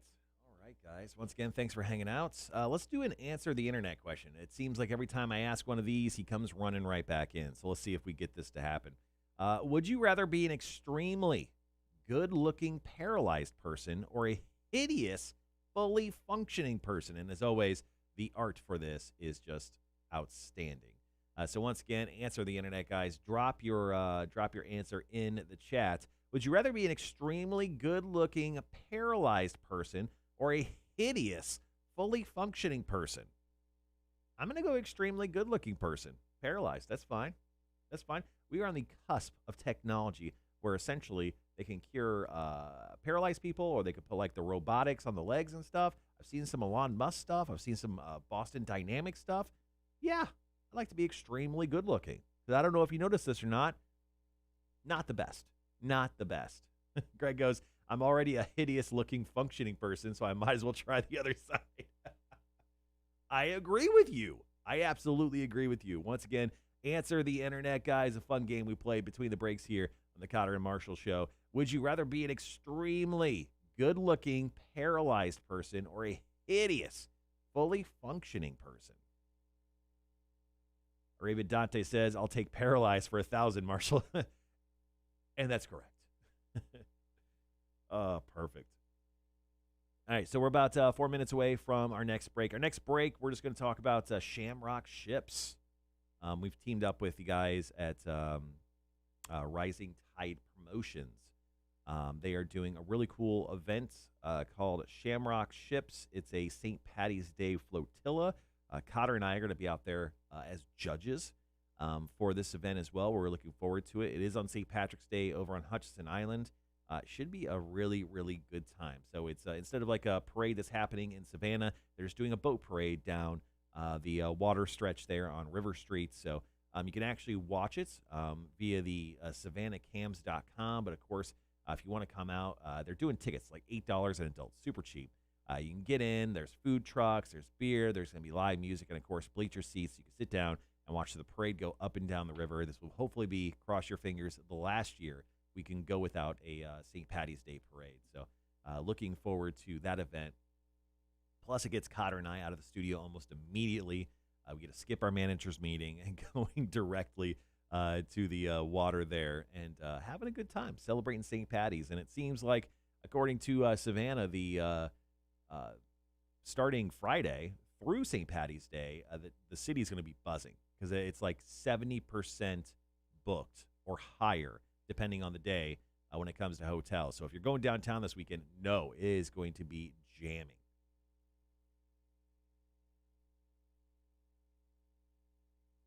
And if you're not going downtown, drop in the comments where you're going. I've always liked to go when it came to St. Patty's Day, places close to my house, but Fiorua in Richmond Hill was a place I went to for a couple years, like as an after party from all the stuff that we did, and it was a lot of fun. Cotter's back in studio with us. Cotter, before we jump into this next break talking about Shamrock Ships, let's go ahead and have you answer the internet. Would you rather be an extremely good-looking, paralyzed person or a hideous, fully functioning person? I mean, I think I'd rather be fully functioning. I mean, I think just quality of life. Right. Well, I mean, you're already hideous, so essentially, so I'm already there. Essentially, nothing changes for you. All right, we got a call. Let's try to figure it Yeah. out. Rock 1061, hello. What's up? Is Vic? Vic, what are you up to?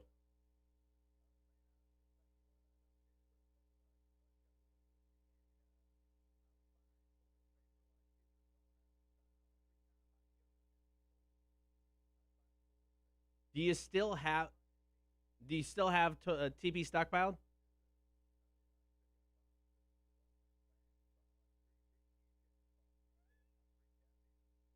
So how much toilet paper do you think you could, like, when's the next time you would buy toilet paper?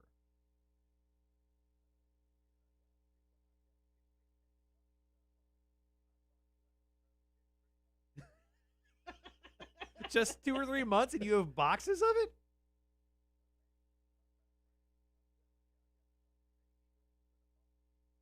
How many times do you use the bathroom a day, Vic? Okay.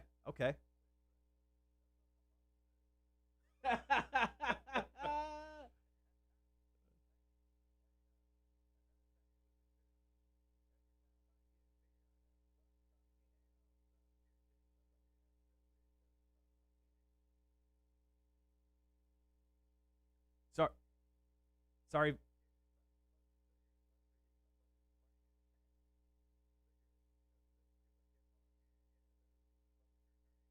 Vic, we got to go, man. Sorry, we got to go. It's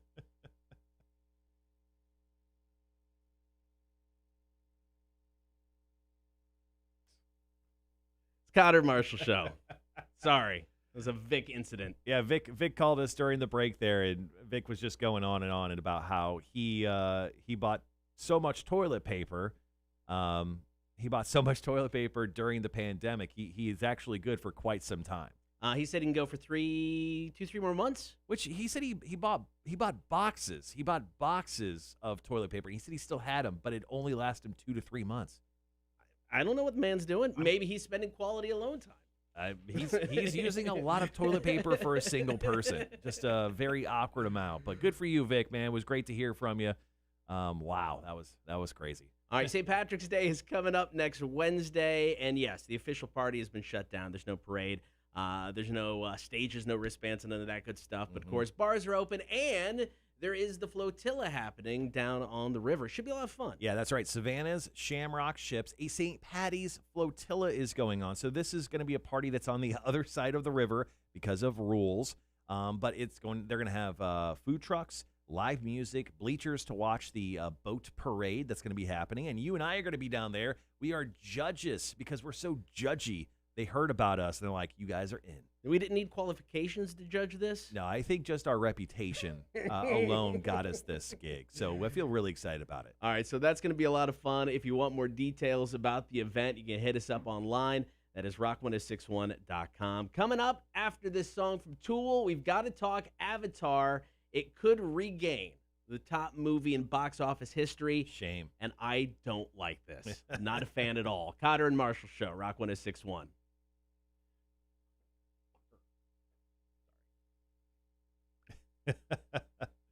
Sorry, guys.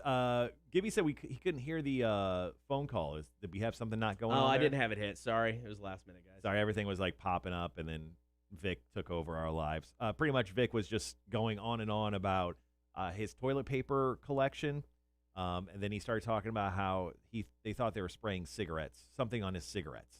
So Vic. I mean, sorry about that. We'll definitely don't worry. He will always call in to us. We love him so much. He's just a character. I was trying to adjust it so maybe we had time to play back the call, but it didn't happen.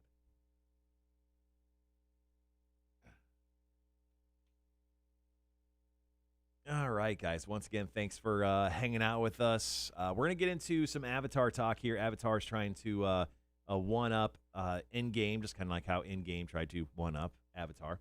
Yeah, but one of them is a good movie. It's true. It's true. I went and saw Endgame with our fellow friend Jake Thompson from Bob 106.9, and he cried during that film. He cried. Tears of something came down his face. He wasn't eating anything spicy either. It was pure joy. He's an emotional man. I looked over and I'm like, I ain't doing that. Woo. I'm guessing that's Vic again. Yeah, let's answer it. Let's make sure it's on. We got another call, guys. Here we go. It'll be on the stream. He pushed the button. Rock 1061. Hello, Rock 1061. Hello. Why don't you like buttons, bro? Buttons are on. Is that ringing again? Stop pressing the fucking buttons, man. Rock 1061.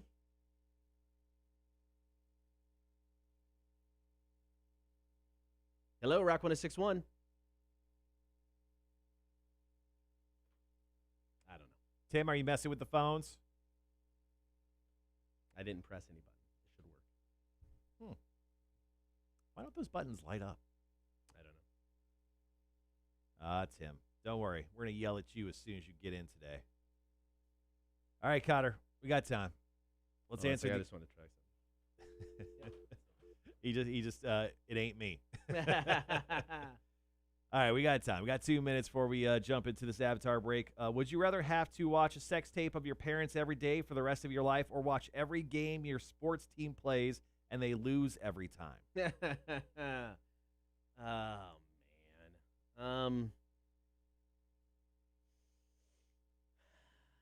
So constant sports disappointment, or your parents making sweet, sweet love every single day? I feel I've taken enough for teams in various questions that you've asked the internet for. This one I can't do. Sorry. My team will lose every game. Okay. Your team will lose every game. Yeah. I feel I've sacrificed a lot with this. You know what? Take one for the team on that. I'll do it. You've crossed the line.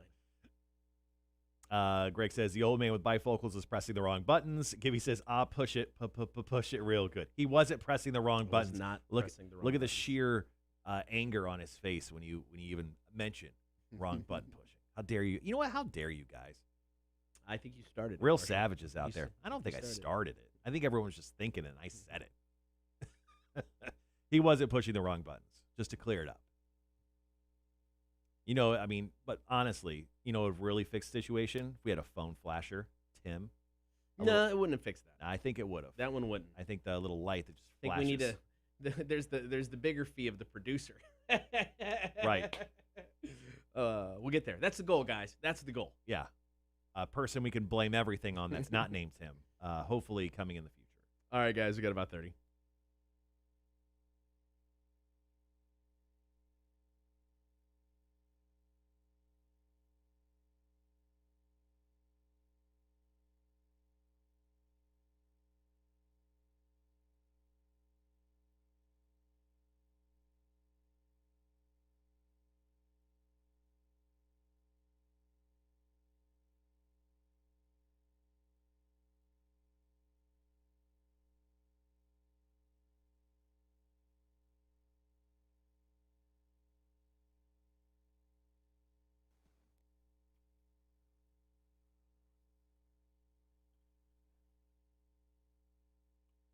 Be sure to check out the stream, Facebook, YouTube, and Twitch. While you're there, you can like, you can comment, you can subscribe, you can follow, all of that stuff. And be sure to check out the stream each and every day. The whole show is running right there. If you miss it, you can check it out. We've got it all posted on our YouTube page. Now, we got this story yesterday that the movie Avatar, and I'd like to start out by saying I hate the movie Avatar. It sucks. It is a hot piece of garbage. It's blue Pocahontas. It sucks. I think the draw was just the spectacle, because at the time it was 3D, so you got to go in and see, it's that 3D movie. Oh yeah, all new kinds of technology. So I think people went to see it just because it's like Titanic. Try to sit through that now. You can't. But at the time, it was a spectacle. And you watch it, and you're like, oh, man, this is just awesome movie making. Yeah, it was incredible. And, like, with Avatar, I mean, it sucked. I'm so angry at this film. It's just so bad. So it's getting a special re-release in China as their theaters reopen. And with this re-release, it could top Avengers Endgame and once again become the highest grossing film ever. It is only $7.4 million behind Endgame. Mm-hmm. So it's going to break the record again. It's You going to think? pass it. I do. I think it will. You think- $7.4 million? You think the people of China are going to go lay out $7 million for another watch of Avatar? I do. That's been out for a decade? I do, because, I mean, how long has the theaters been closed down there? This is the first offering, or one of the big first offerings back. I think people will go see it. I hope not. I hope the fine people of China do not do this to us, because I don't want to live in a world that Avatar is the #1 grossing film of all time, because it doesn't deserve to be. If it happens, Disney needs to re-release Endgame in the theaters, and we need to go out and support it and have it topple Avatar yet again. Wait, but these are both Disney properties. So is Disney... Does Disney own... I don't know if Disney owns... when they bought Fox, it's they got Fox. Avatar. It's Fox. Yeah. Okay, you're right. So this is like an inside money grab from Disney. That's what we need to talk about. All of a sudden, this is genius on Disney's part. Or they're the worst people ever. We already knew that. I mean, that goes without saying. Yeah.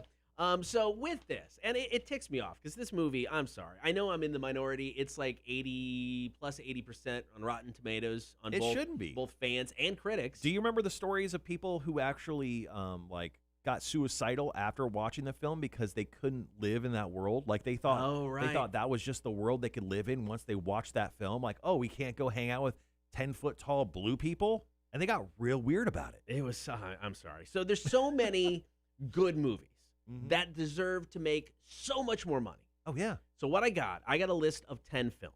Okay. You have to tell me whether this movie made over $100 million.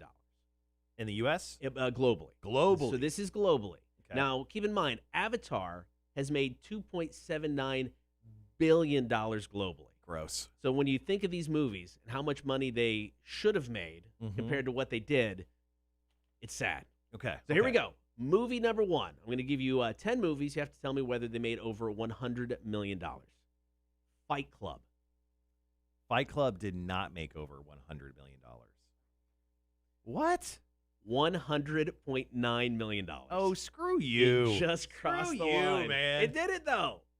The Big Lebowski. During its theatrical run. Yes. Did not make over $100 million. Okay, thank you. $46 million.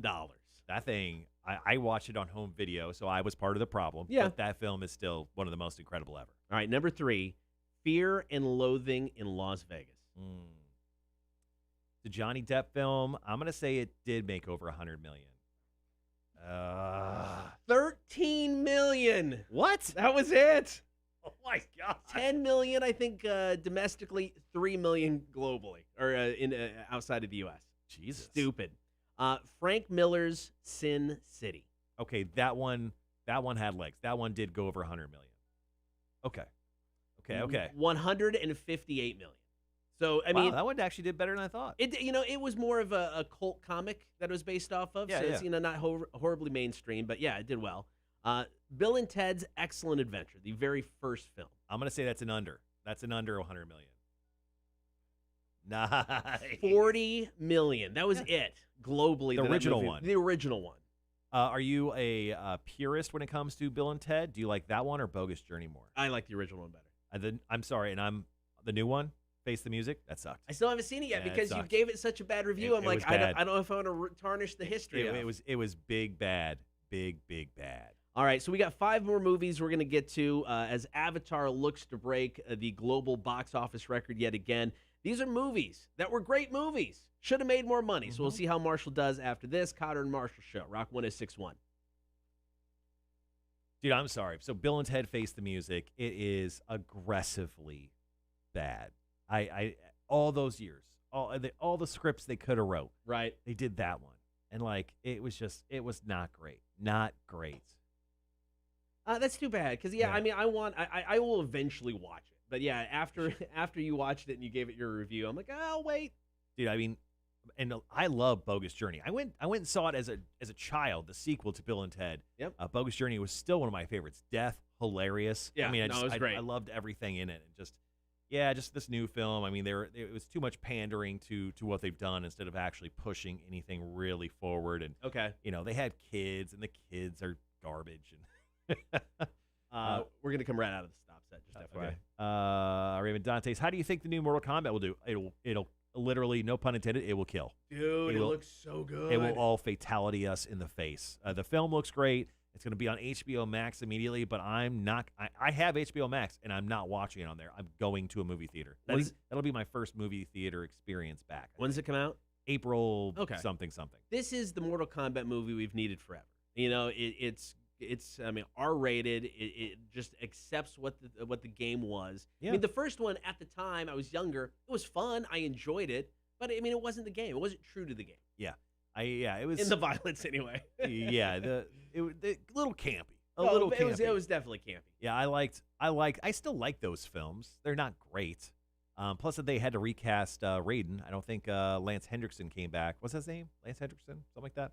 In the very first one? Yeah, the dude who played Raiden in the first one did not play it in the second one. Raiden is the white outfit, right? Yes. I'm just making sure I got the right guy. In the Yeah. very first movie, it was the guy from The Highlander, Christopher Lambert. Oh, that's his name.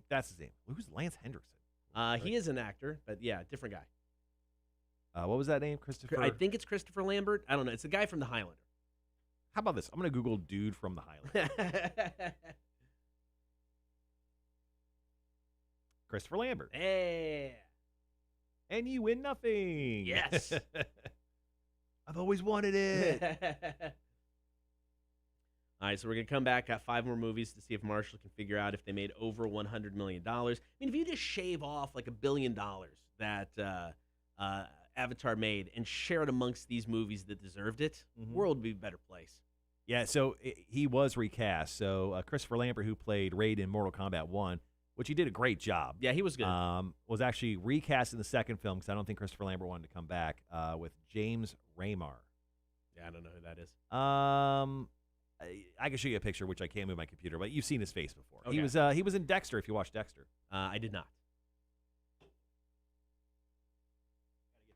Got to get the Hefe cam set up. So I'm gonna move some stuff around here inside the studio. Hefe will be joining us next hour.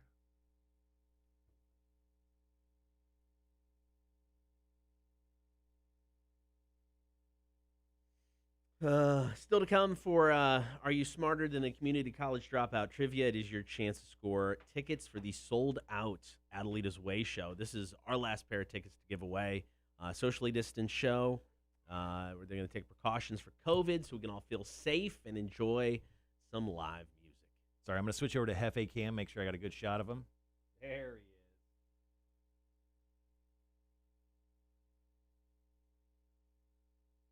I think that'll probably work. All right, we'll come back to Hefe here in a little while.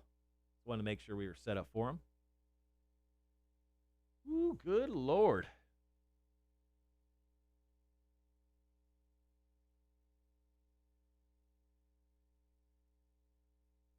Let's see. Oh, my God.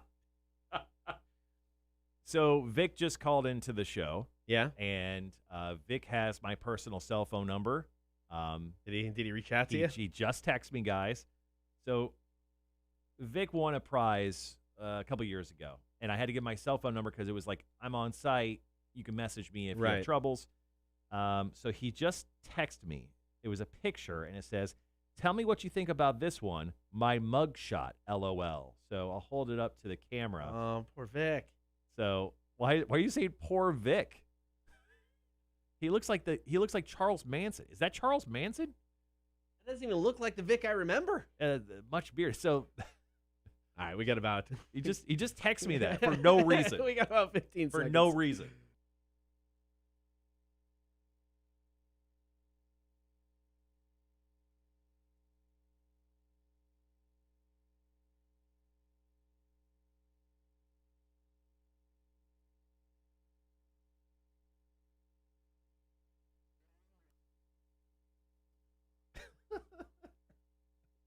Why? Good morning, Cotter and Marshall Show, Rock 106.1. So for you guys unfamiliar with Vic, you're going to hear a lot of him on this show. Great guy. Would call the afternoon show all the time. And he called in earlier today. We just couldn't get the call on the air. You'll hear more from Vic. He's a character, man. Vic's a character. I love him. He just randomly texts me his mugshot. And he has my cell phone number, whatever. But he just texts me his mugshot for no reason. And I love Vic. I love you, dude. You're awesome. All right. So Avatar, a crap movie, second all time at the box office globally, is getting re-released in China, and it's only $7 million behind the Endgame, Marvel's Endgame. So chances are it's going to surpass that movie. It'll become number one again on the all-time box office list. There's so many better movies that deserved to make more money. So asking Marshall, or giving Marshall 10 movies, he's got to tell me whether they made over $100 million globally. So far, you are 3 out of 5. So not bad. 3 out of 5. I'm not doing too shabby. All right, so we got 5 more movies to go. Number 6, Gangs of New York. This is one of my all-time favorite movies. I mean, it's Leonardo DiCaprio, big budget, big movie. Daniel Day-Lewis in his best role maybe ever. I'm gonna say it did cross over 100 million. Ooh, I'm on a streak, baby. I'm on fire 3 in a row. 183 million. You would think it would make more than that. You would think, but I mean, because those were too big of names for it not to get over 100 million. And it's directed by Martin Scorsese. Big deal. All right, number 7, The Shawshank Redemption. So this became a darling of DVD. It was one of the first big hits on DVD. This did not make $100 million. On fire, baby. 53 million. Once again, one of my favorite movies. Yeah. It's the best Stephen King movie adaptation. Yeah, I would say so. And honestly, it doesn't even feel like a Stephen King movie. Yeah, it was one of his short stories. It's not even a full-length novel. It's a short story. It doesn't have any sort of like magic or silliness in it. Yeah. It's just a straight-up story. All right, you're on a roll. 4 in a row. See if we can keep it going. I'm on fire. I'm wet. I don't know. You choose one. We'll go with on fire. I don't want you to be wet. I've always been wet, Cotter. No. Number 8, Kingpin. The movie Kingpin. The bowling movie. Yeah, the bowling with Bill Murray and Harrison. Woody Harrelson. Woody Harrelson. Yeah. Yeah, that's no way that made over $100 million. $25 million. Yeah, that's such a good movie, though. It is a good movie, but it's not like a great film. Really? Yeah. Oh, I don't know, man. It's a fun, silly. It's a fun, silly movie. All right. The next one, number 9, Split. M. Night Shyamalan, his movie, which I thought was great. Oh, that was the second film in the Unbreakable series. Yeah. That I want to say that. Now I'm second guessing. It didn't make $100 million. Oh, dang it! $278 million. It was a great film. It was a great movie. Yeah. It was so good. All right, so final one. Yeah, you've only missed 3. Yeah, nice run so far. Mm-hmm. Number 10, Napoleon Dynamite. That became sort of a hit. But I'm gonna say no. Yes. Good call. $46 million. All right, how many I get? You got 7 out of 10. All right, that's not bad. That's not bad at all. That's a D in most schools, and I'm very much a D student. All right, coming up during the 8 o'clock hour, we've had Hefe going to pick a new music for us. Also, we've got Are You Smarter Than a Community College Dropout Trivia, your chance to score tickets for Adelitas Way. The show is sold out. It's coming up after 8 o'clock. Cotter and Marshall Show, Rock 106.1. Damn it, I should have got that one I missed on the end. What was the Split. I knew I went and saw that film. Dummy. I just thought you did so many in a row. I thought you were trying to get me there. I wanted to throw in one bigger budget one, and M. Night Shyamalan had such a bad run when it came to movies. Oh, yeah. I figured that one was going to be tough. Vic texted me again while we were on the air there. He goes, love you all too, bros. TTYL.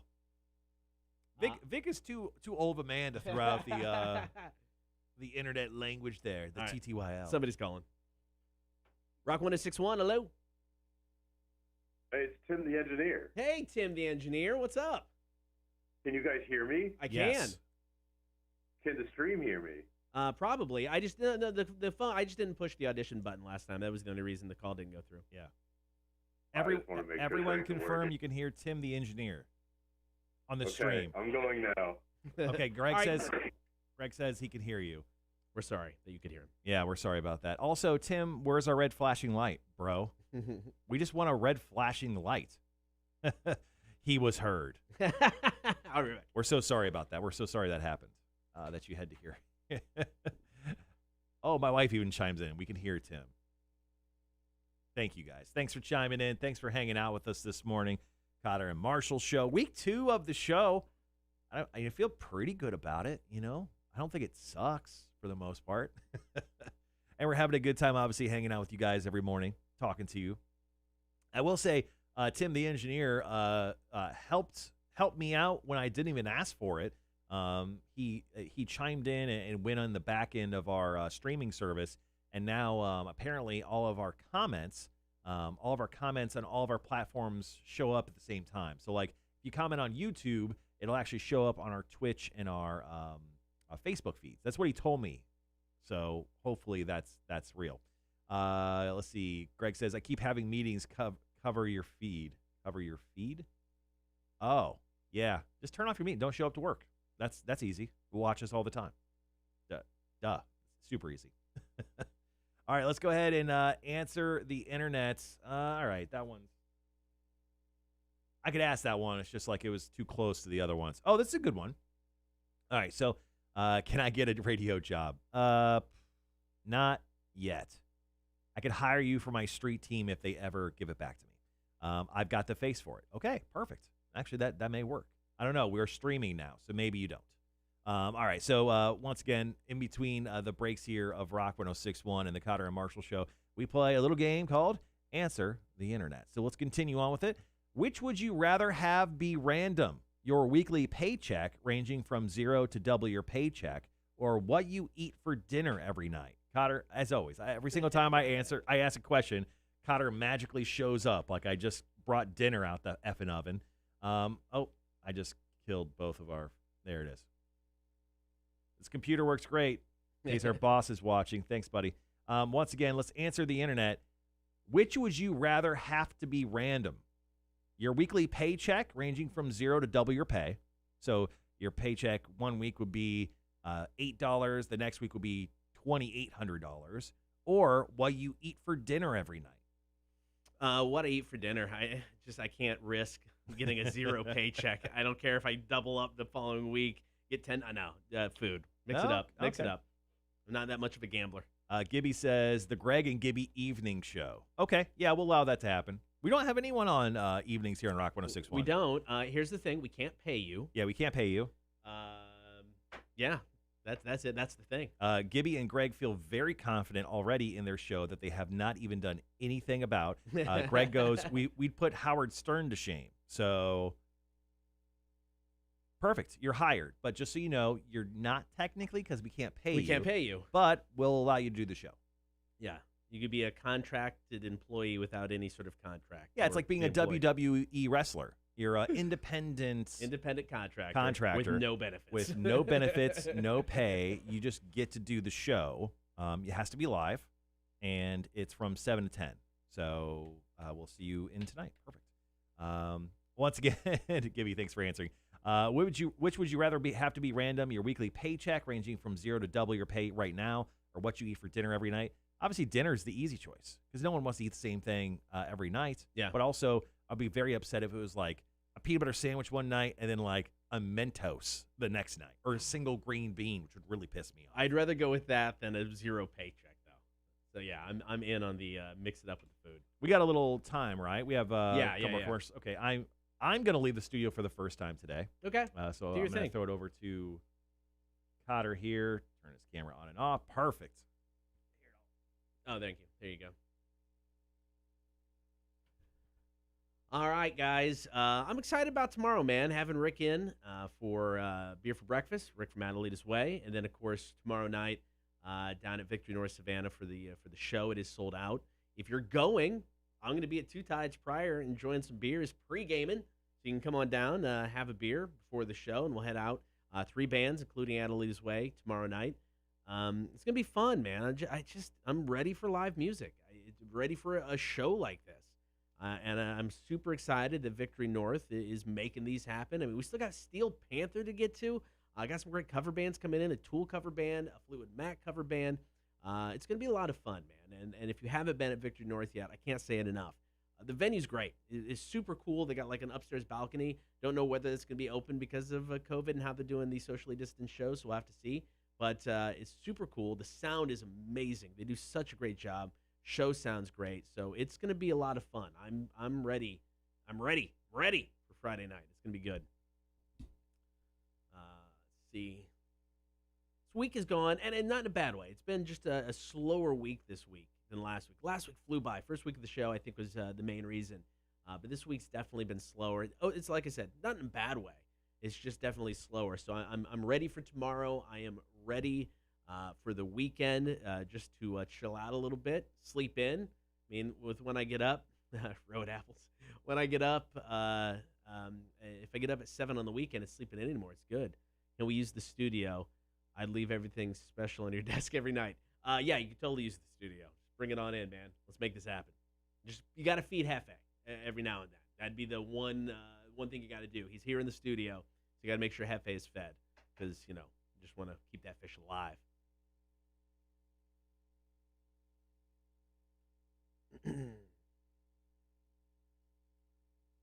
All right, 2 more hours to go. Got Disturbed, The Sound of Silence on now. Still love this cover, man. I thought they did a great job with this. This is kind of a fun tune. I mean, okay, not fun's the weird way to put that, I guess. Good tune. How's that?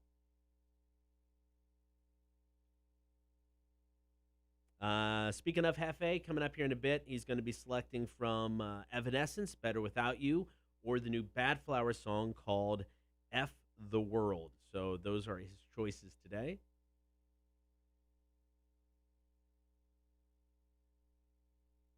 Really hope I got the radio edit. You guys doing a great job keeping us entertained and engaged. Thank you. Oh, dude, no. Seriously, thank you, man. Dude, you've been here since the beginning. You're here for the show. It means the world to us. I mean, it really does. At least to me. I won't speak for Marshall. He's heartless. Oh, wait, he's back. Sorry. Did I say that? What are you saying to me? Nothing. You're good. You're the best. Oh, yeah. I don't care. All right. Always, I love leaving the studio and seeing weird comments like road apples, question mark? Not even want to know about it, guys. You don't even want to know. All right, let's switch back to the cams. If somebody on the stream is calling, sorry, a minute and a half, can't answer. Our future producer will answer that phone call. It's true. That's true. You guys are doing a great job. Keep us entertained and engaged, so thank you. All right. That's nice. That's what I said, man. It's like, I appreciate it. Then I said, we appreciate it, but then I said I wouldn't speak for you. Good point. All right, quick Cotter and Marshall Madness update. And cool. Then Hefe. And I got audio from each song that we'll throw in there as a teaser. Once again, whoever's calling, my apologies. It's definitely not Vic. I think he had to go to court. Did that look like him? That didn't even look like him in that mugshot. He just grew a beard. He's usually a beardless type of fellow. The pandemic. Oh, he had a mustache, didn't he? Yeah, Maybe that's it. The pandemic hit us all differently. All right, man. Don't judge him. I'm not judging. Don't stop judging Just him, saying man. it didn't look like it. Yeah. All right, 30 seconds, guys.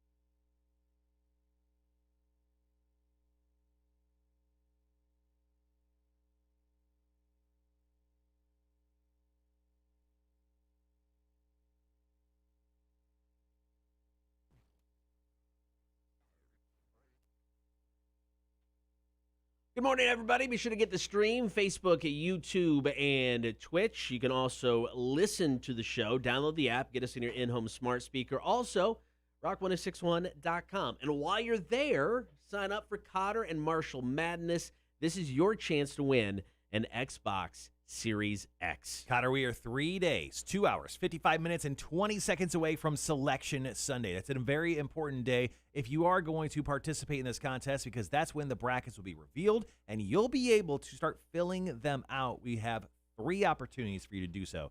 We're very kind people, great souls, great hearts, probably enlarged because we're both very fat and made some wrong decisions in our life. But most importantly, you have 3 opportunities to fill out 3 very different brackets, so you can have 3 chances to win. Now, you don't get a combined brackets at the end. Best bracket wins. Right. Keep that in mind. One singular bracket. One bracket wins, but the winner gets that Xbox Series X. We have it here in the studio, man. I'm Well, still surprised we haven't opened it up. It's in my office. Well, okay. I had to lock it up. The studio was generic as the bill. Do you realize how bad our coworkers were? I mean, they will steal that. Oh, I don't trust They're, any of them. They're little thieves. 100%. I don't trust anyone in this building. I don't trust you. I don't trust. I was about to say the same Oh, thing. God. I love you, man. I love you too. Yeah, So- you thieving piece of garbage. But we do have the Xbox. It's here, man. Somebody's Yeah. going to win that thing. So get signed up. Like Marshall said, Selection Sunday is coming up this Sunday. Mm-hmm. Once the bracket is filled out, go back, pick your brackets. Right. Who knows, man? Xbox Series X, you're welcome. It's a bundle too, so Yeah. it comes with all the accoutrements of a good time. So get signed up now. You like that? That was All of the good time? Yeah, I mean all the good time. Happy ending good time? I don't know. I'll throw a certificate to Sunset Novelties on there for someone. Do whatever you want with it. There you go. Weirdos. Get signed up now, rock1061.com. It's Cotter and Marshall Madness, new Papa Roach. This is the ending, Rock1061. Chris says, to do with you guys in the morning, it better be better than the new night show. Oh. Okay. Yeah, sure. Hey, the new night show will be fine with Greg and Gibby. That's actually not happening. All right, somebody's calling again. Let's try. All right, let's take this call. This person's been determined to get through. It's Tim again. I'm going to punch him in the face. We'll see. Rock1061. Hey, I'm calling to ask you some questions about Adelitas Way concert. Oh, Yeah, of course, yeah. Go for it. All right, so we have tickets, Awesome. but it says social distancing. Right. What the hell does that mean? So I think they're going to have, well, I mean, when it comes to social distancing, I think they're going to ask everyone to wear a mask unless they're drinking a drink of some sort. And then they're going to, I think, have like certain pods of areas. I'm not for sure. We're not setting up the show. We're just promoting it. So that one's kind of hard, but Oh, yeah. yeah, I understand that. I can't get anybody on the phone at Victory North. right? Yeah, they're running at a reduced staff right now for obvious reasons. So Yeah. Well, my issue is that I have a lung condition that does not allow me to wear a mask. gotcha. So, I think if you just bring a mask with you, then be prepared. But I'm sure they'll figure out something for you. well, yeah, I just, Mhm. everybody's just thinking crazy about the mask. So, Yeah. Yeah. I just want to tell you, I just switched over from, I got tired of listening to Bill Edwards and the news. I mean, I like Bill, but I just switched over to listening to y'all's show, and I really enjoy it. Thanks, Ah, man. I that's- appreciate that. Glad to have y'all on the radio in the morning. Thank Yeah. you. Thanks, man. We really do appreciate that. We'll be at the Adelitas Way show, man. Say hi. Hey, look for me. I'm bald, got a beard, and beautiful. You know what? I'll And pick you right And I out. have my, and I have my beautiful wife with me. Awesome, man. All right, guys. Take care. Thank you. All right, thank man. you. Bye. See ya. That was nice. Bald and beautiful. Respect. Huge respect. Well, kudos to that guy. I hope they're able to figure it out. I'm sure. Yeah, we'll be fine. It'll be good. Yeah. All right, we got about a minute left in Papa Roach. We're going to come back. Going to give you the two songs Hefe's got to pick from today, give you a sample of each, Oh, yeah. and then we'll see which one he actually chooses. Should I just throw it on the Hefe cam? He is actually sleeping right now. Hefe! Hefe, wake up! Woo! Maybe he wasn't sleeping, man. I put my hand near it. So, once again, Hefe does not like fingers close to him. That's why he gets a little jumpy. But I can bring my face right up to the tank as long as I don't do too fast, and he loves it. All right, guys, we got about 30.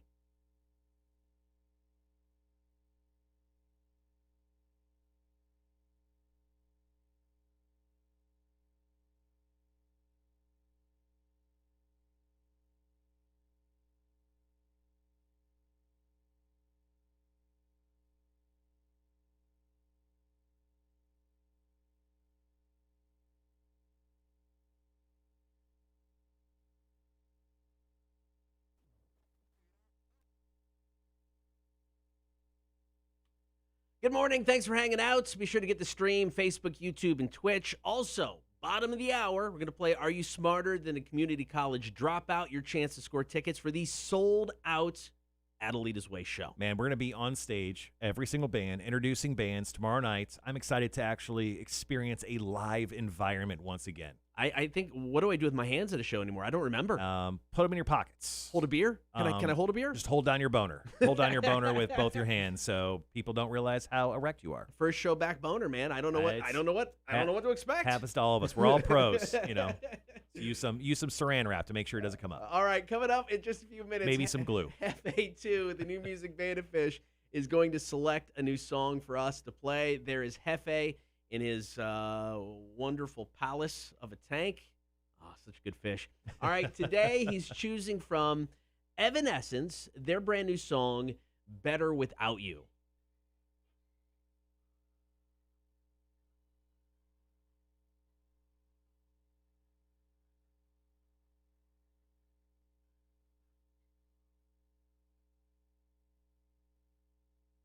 It's actually pretty good. I haven't got a chance to listen to it fully. That sounded pretty good from She's Evanescence. got such a good voice, man. She absolutely slays. I'm happy they got a brand new album coming out. It's coming out March 26th called The Bitter Truth. Mm-hmm. They had that remix weird album come out like 3 years ago. Doesn't count. So this is the first album of all new music in 10 years. Right. Which is just crazy to me it's been that long. Going up against new stuff from Bad Flower. Still, I think my new favorite band. Them and Ghost are probably my two favorite bands that have come out over the last 3 years that have really hit it big. Yeah, I love this band a lot. They got a brand new song called F the World.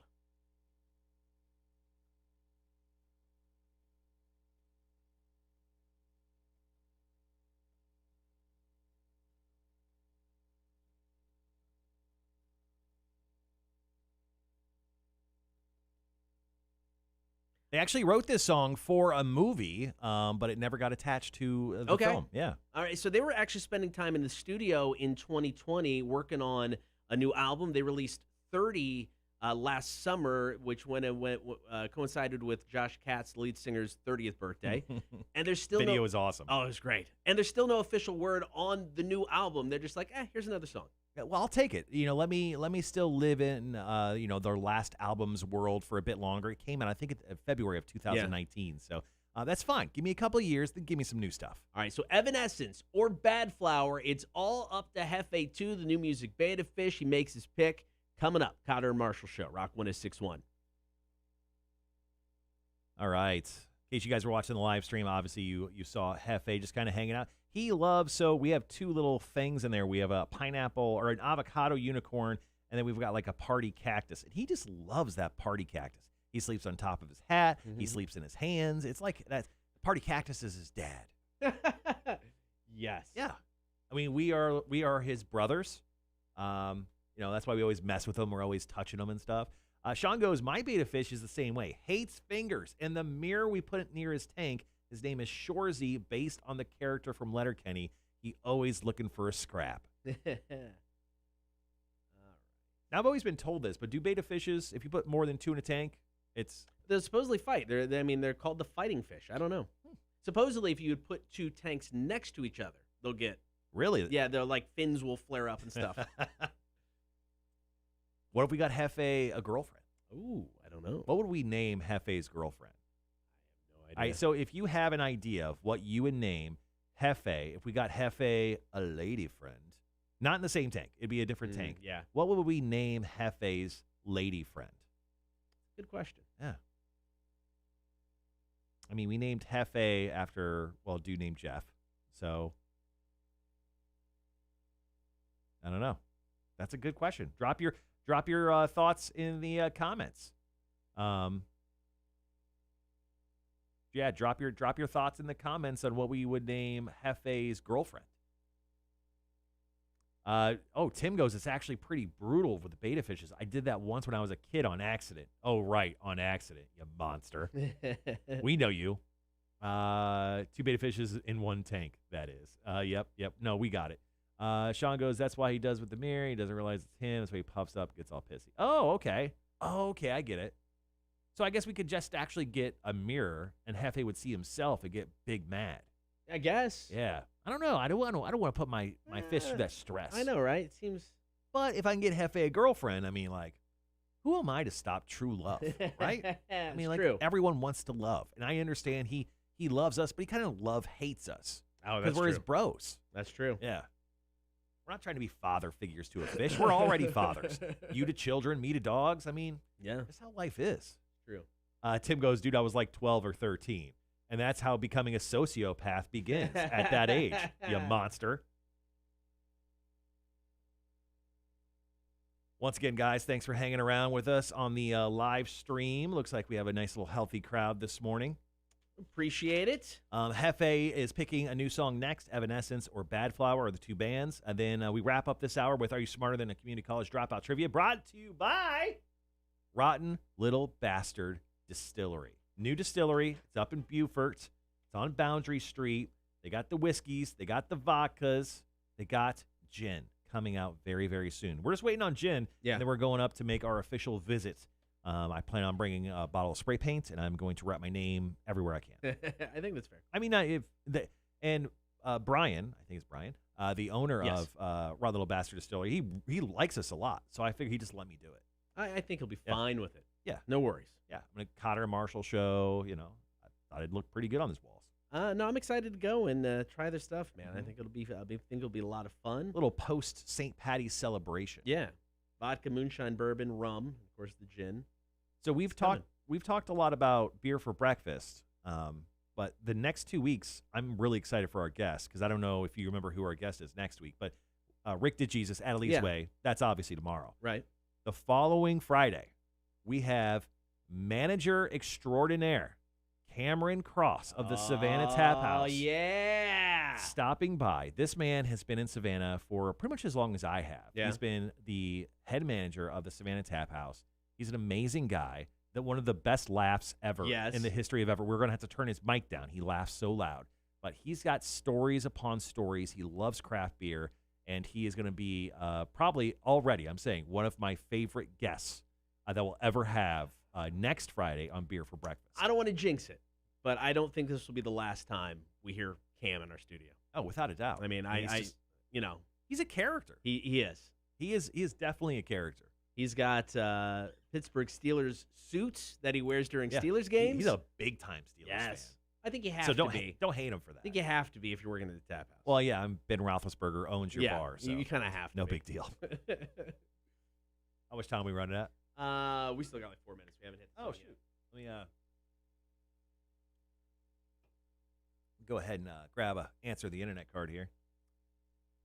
All right, as always, guys, go ahead and drop your comments in the stream. Cotter, if you don't mind, go ahead and answer this question for me. Yes. You stay over at someone's house. Sorry, my mic keeps running away from me. You stay over at someone's house, and when you wake up, you realize you pissed in their bed. Do you sneak out or do you tell them? I mean, are they home? Do I have time to run a quick load of laundry? You still got the bed. I think you got to tell him. Yeah. You got to tell him. Don't be a dick. Tell him. Hold on. The wildest story just came into our chat here. Okay, so Wanda is a good friend of ours, loves the show, listens every single day. She's currently up in Philly with her child, getting some stuff done for the child. Have a little bit of an issue. She goes, "Hi, morning, everyone. Crazy story. My uncle's love child found us through DNA testing. I found his message yesterday and got in touch with him. He never met his dad. He also never knew he had a half-brother and a half-sister because they passed away in 2018 and 19. Crazy freaking world." Whoa. Have you ever, does your mom or dad have a love child out there? Your uncle? Have you ever been reached out to by a No. by a love child? No, I haven't. Now, I don't think my parents have any. I don't think there's any, weird siblings running around. There's always a question of my grandparents, though, my mom's parents, because there's 5 kids and they all look different. I mean, like different. My grandpa's in the military, Like so from around the world? Different? yes. So there was the joke has always been, horrible joke, but my grandpa was in military and was gone a lot, so it was just like, grandma took care of business. She obviously did. And because all of the kids, none of them look alike. Yes, a military wife. Yes. So I don't know. Wow. It's always kind of been the family joke. Wow. So I could have an aunt and uncle somewhere that I don't know. Wanda goes, "I know." What a crazy story, Wanda. Yeah, That's kind of cool. I don't really have anything in my family, but my wife's family, her grandfather, who passed away a couple years ago, I think he had a possibly an illegitimate child. Okay. And I got an opportunity to meet him, and he looks just like my wife's grandpa, and just one of the coolest guys in the world. Oh, that's cool. Great story. So yeah, but it's like he just like he met him way late in his life, and he fit right in. Like it was like, oh hey, yeah, I'm part of the family, and they just like immediately everything was cool. So that was one of those wild stories, man. Way before I dated my wife, I dated somebody. This was the kind of one we hinted at yesterday, the one that was, the crazy ex.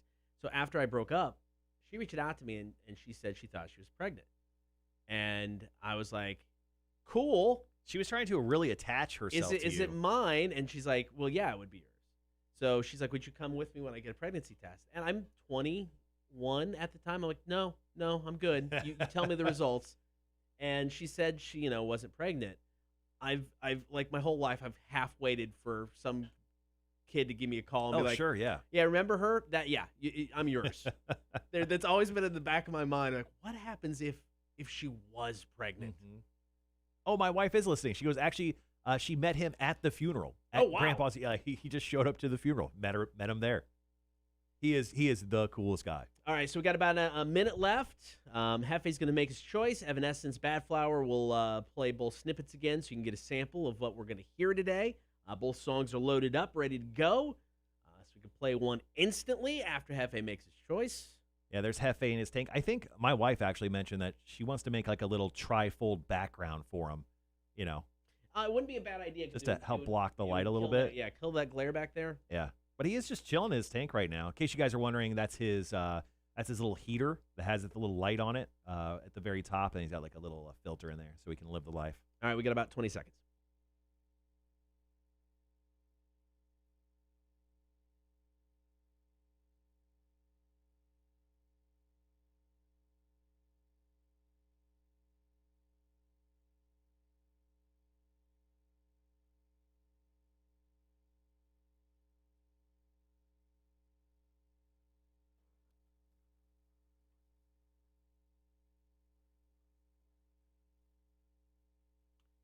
Good morning, everybody. Thanks for hanging out. Cotter and Marshall Show. Be sure to get the stream, Facebook, YouTube, and Twitch.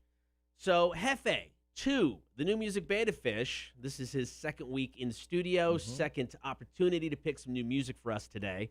His choices, first of which, Evanescence. They got their first album of new material, entire album of new material in like 10 years, coming out later on this month. First single is Better Without You.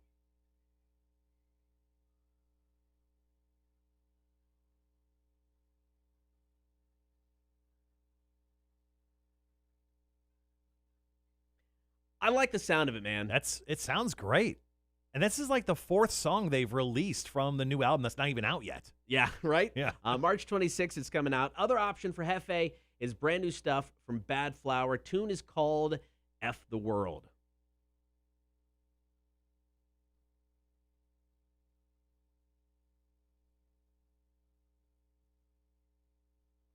What I love about this band is you get a lot of bands that just don't feel like they have anything personal to say. With this band, every song I've heard so far feels like it's written from the heart. I've got a story, and I'm going to tell you about it in this song. And that's why I think they connect with so many Yes, people. I mean, 100%. their songs have been incredible, and they're kind of go all over the place. Really sad, addiction style songs, or like his 30th birthday song, which is just fun, stupid sparklers, fireworks. I mean, the video is incredible, as we mentioned. All right, so with Hefe, the new music beta fish, or Hefe 2, the first one died. Rest in peace, Hefe 1.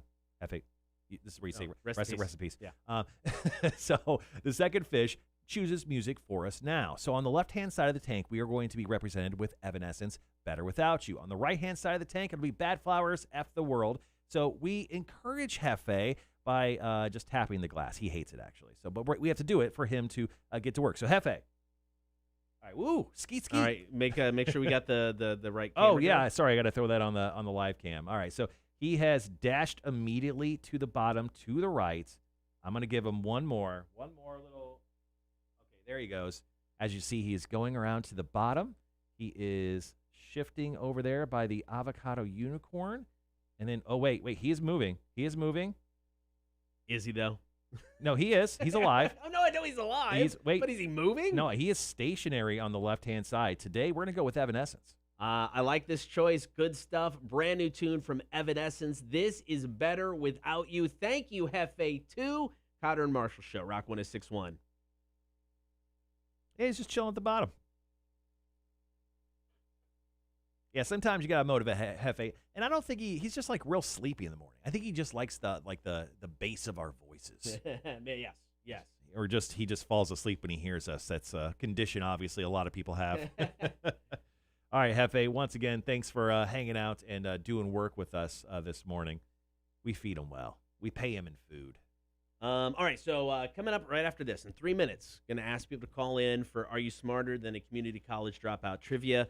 On the line, tickets to the Sold Out show tomorrow night at Victory North, Adelitas Way. So Adelitas Way, they played a show way back in the day. You've told the story. Yeah. And people freaked out about them. This area of the country, Low Country Coastal Empire, they love Adelitas Way. Invincible, obviously, is the big song you probably know them for. And they'll be in town tomorrow. Now, they got a show in Tennessee tonight, I was told. It's going to be kind of a late-night show. So I was actually told to email Rick sometime in the afternoon to remind him he's got to be here at 8:45 a.m. He's a rock star. I mean, you can't run on rock star time. And we were only on the air so long. So he seems fairly responsible. No, dude, Rick is, I'll give him that. Dude is responsible. Yeah, so, I mean, essentially, he is going to be doing that show tonight. And then they are driving overnight to get here so he can be on the air with us. So what are the odds that he doesn't show up? I think they're low because I trust him. He is responsible. I think he'll be here. But there's always got. I mean, it's rock star lifestyle, man. I don't know. I don't know how much he partakes in too heavily the rock star lifestyle. I don't know. I don't know anymore. I can tell you from years ago. There was sitting around doing shots of tequila, which was fun. No. I don't know anymore. But that did happen, and he enjoyed his tequila. I bet he did. We'll have to ask him about that. That's a great thing. Gaby says he's got to find a small sonic speaker to gently get him moving. Yeah, there you go. Just like I wake up every morning with my cell phone blaring at me. Get up, get up. Did you know that you can actually name your alarm on your cell phone? Yes, I have names on some of them. What is yours called? They're older. I don't think I've named any for the morning show yet. Let me see here. And we're on the stream only because if we are, I'm going to cuss. Mine's called, let's see, Wake the F Up. Every weekday. One of mine is Clemson basketball. One of our other stations run Clemson, and I had to set an alarm one day to make sure it was running properly. So I just never renamed it. I had one said call Crash. I had to call Crash one day. That must have been terrible. Most of mine now just say alarm. Oh, okay. All right, guys. Got about 30 seconds. Ask everybody to call in to play some trivia.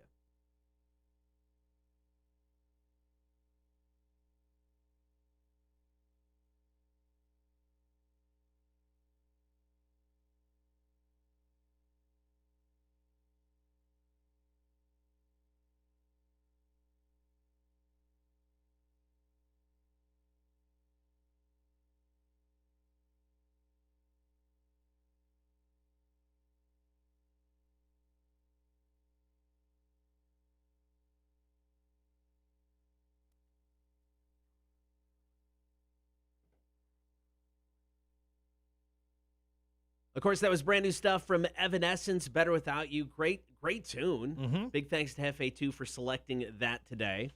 All right, moving on. Final thing of the hour, your chance to score tickets for the Sold Out Adelitas Way show tomorrow night, Victory, North Savannah. Are you smarter than a community college dropout? Brought to you by Rotten Little Bastard Distillery.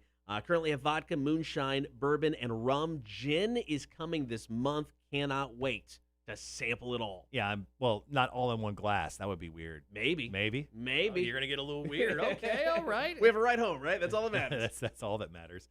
All right, so here's the deal. Like we said, are you smarter than a community college dropout? Yes, in case you're wondering yourself, we are both community college dropouts of Illinois Central College. Technically, I dropped out twice. Okay. Seriously, you already one up at me, I you am. son of a... Well, I went back. I dropped out initially, got the job in radio. Then I went back to school thinking I should have a plan B Right. in case things go wrong. I got kids, got a house I'm paying Mhm. for. So I went back. I took one class and went, nope, this is not my thing. Dropped out again. Cool. 2-time dropout. Yeah, way to go, pal. You're welcome. You've done so well. All right, so here's the deal. We need someone to call us, 1-800-394-1061. You're going to take on either Cotter or I, and if you win or tie, you will win yourself Adelitas Way tickets. These are sold-out tickets, and let's face it, we'll probably give them to you anyway. Are you smarter than a community college dropout? Call us now, 800-394-1061. Cotter and Marshall Show, Rock 1061. All right. Boom.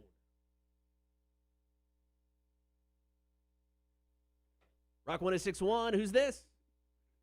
This is Ann. Ann, how's it going? It's good. How are you? Fantastic. You want a shot at these Adelitas Way tickets? I do. It's more the bragging rights. Okay. Oh, she's taking it personally. Wow. Okay. Now I got to step up my game. All right, Ann. Well, would you rather take on a one-time loser community college dropout, myself, Marshall, or a two-time community college dropout? No big deal, right, Cotter? I think my chances are better with Marshall.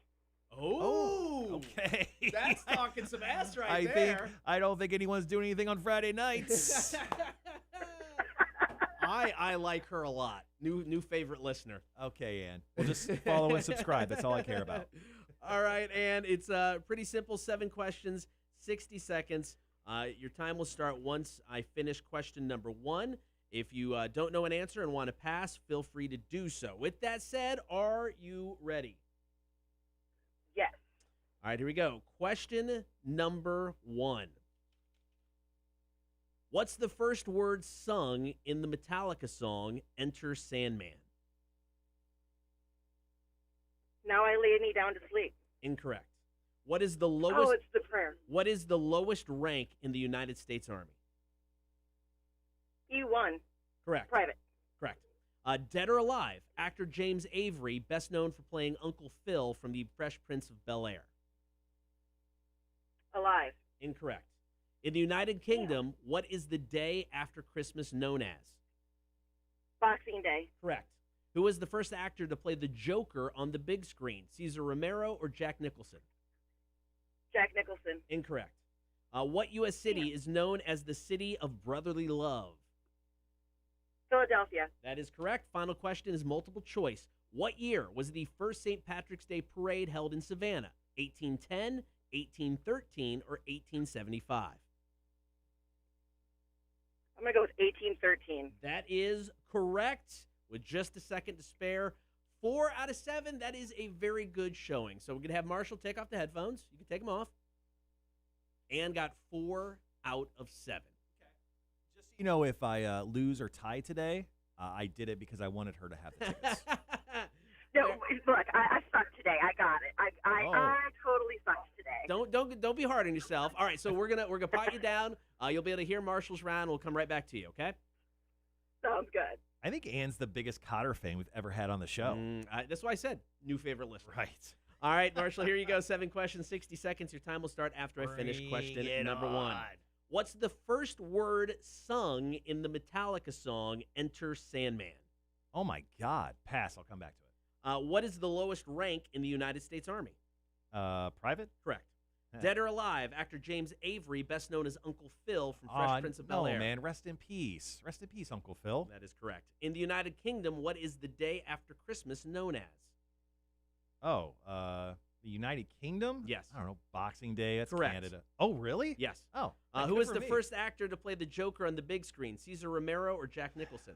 I want to say Cesar Romero because there were some of those Batman films that made it to the movies, right? That is correct. Nice. What U.S. city is known as the City of Brotherly Love? Oh, Philadelphia. What up, Wanda? What year was the first St. Patrick's Day parade in Savannah? Multiple choice. 1810, 1813, 1875. Oh, I suck.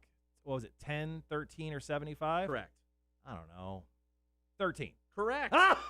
What's the first word sung in the Metallic song Enter Sandman? Answer. Incorrect. I don't All right. know. All I right. should know that. We play that 1,000 times a day. I suck. I'm so sorry, Metallica fans. All right. And unfortunately, Marshall got 6. Oh, and Out of big time 7. Cotter fan. How you feeling now? You wiped the floor with me. How about this? Because we are generally nice guys, and technically, no matter what happened here, we were going to hook you up with tickets. Let's hook you up with tickets.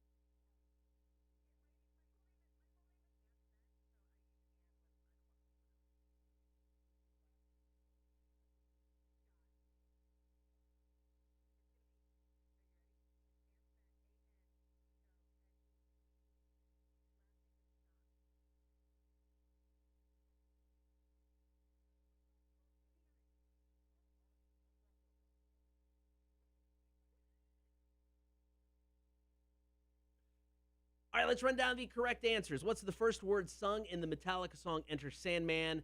Say. Say your prayers, little one. Yeah, sure, man. That sounds about right. Lowest rank in the United States Army, private or E1. Yep. James Avery, best known as Uncle Phil, is dead, passed away in 2013. Yeah, man. He's been gone for a while. It is Boxing Day, the day after Christmas in the UK, also Canada. Yeah. Cesar Romero played the Joker first because they had on the big screen the Batman movie in 1966. Was that the shark repellent Yes, one? it was. Yes, awesome. Philadelphia, the city of brotherly love. Yep. And yes, according to the Savannah Parade website, 1813 is when the first parade was held. Yeah, that was a pure guess, and I'm happy I came through on that one. All right, listen up tomorrow around 8:30, another chance to play. Are You Smarter Than the Community College Dropout? Brought to you by Rotten Little Bastard Distillery, Cotter and Marshall Show, Rock 106.1. All right, guys, Cotter's going to edit all that stuff. I'm going to put, we'll be right back. We'll be right back.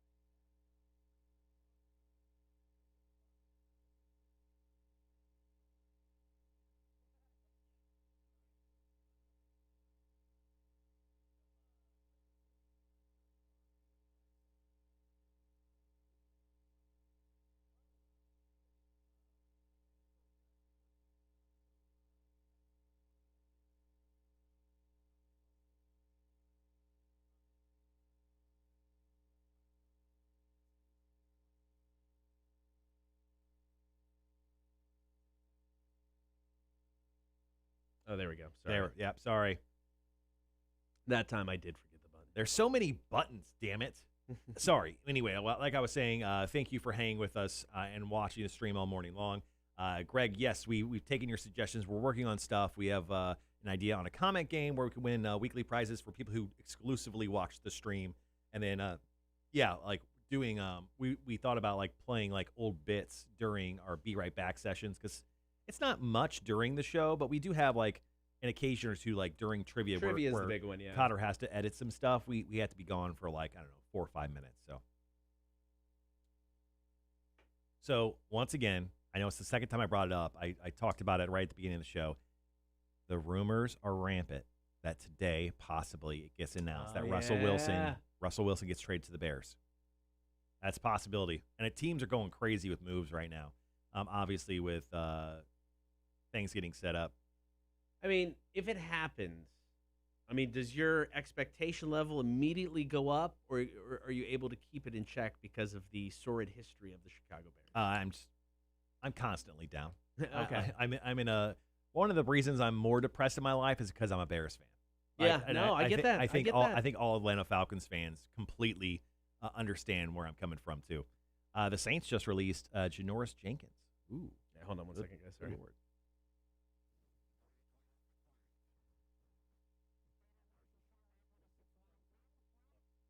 All right, sorry about that.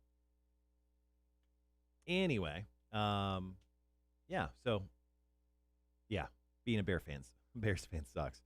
My wife says I keep losing sound on your Facebook stream. I don't know if that's my phone or Facebook. It's probably just your Facebook, honestly. It comes back and then the stream gets choppy. Okay, because I say I just turned off the audio for a couple seconds. So.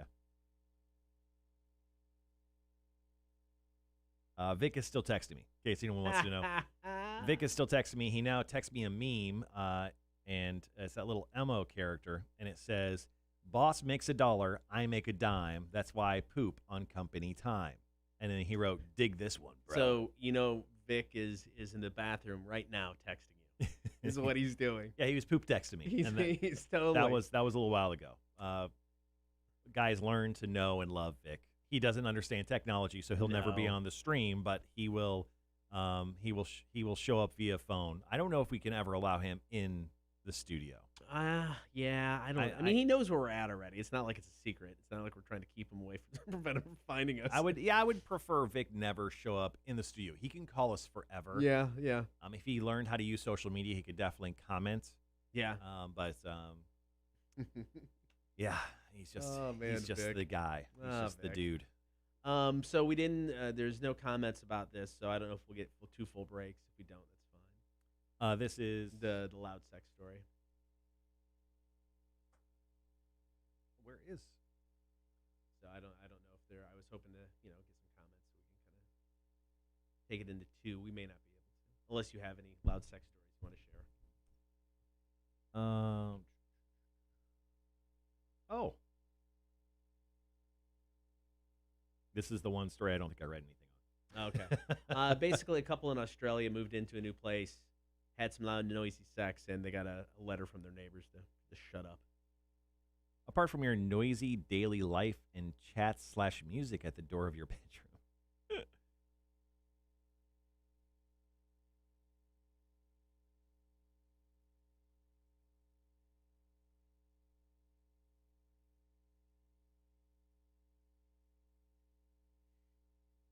All right, so getting ready to head into the final hour of the show. Big thanks to everybody for hanging out. We appreciate it. Big thanks to anybody new to the stream. We appreciate it. Big thanks to anybody just listening to the show in general. We appreciate it. Crap, I have to write new trivia now, Marshall. That was my last game. That's a shame, man. I actually just had to write 2 new rounds for you just yesterday, so I feel your pain. I write two new trivia, or I'll write more than that, but yeah, I'll have to do that tonight just in case. Oh, speaking of, you're selected tomorrow. I need to update our all-time Are You Smarter Than a Community College Dropout score list. Sure. Because I am keeping that for the show as part of my daily duties. Said duty. Yeah, so currently, let's see. There it is. Currently, that puts my all-time record. This is my 4th time playing. Yeah. You've played 5 times. I've played 4 times. I am currently 3 wins, 0 losses, and 1 tie. Okay. I'm 2-2-1. Be my record. I played Ann, and I won 6-4. So yeah, I feel I like I said, after the win yesterday, I feel good, back in form, fighting shape. I got this. I'm going on a run. Okay. Greg says, if you guys were Beavis and Butthead, which would be Beavis and which would be Butthead? I mean, just the sheer stupidity of Beavis, I think, and the blonde hair. That probably goes to me. Butthead's more of the logical one in the duo. Is there logic in the I mean, duo? there's not much logic, Yeah, but if there he's was, got it. It's him. yeah. But if there's one that literally would go insane and like throw up the hands and teepee bunghole, that's probably me. So I mean, yeah, I would say Butthead Beavis. Yeah, I'm okay with that. I think that's kind of how that would roll. I'm good with that. Not just because of our designated hair colors, but it works out well. Sorry, guys. I just updated the list. We're good there. All right. Perfect. Okay. So we're going to jump into this loud, weird sex noise story. I do have a story. Really? In regards to this. Do I want to hear it? Not with my wife. Oh. When I was a younger man. Okay. But I could share that story. Okay. We'll do that in the second part.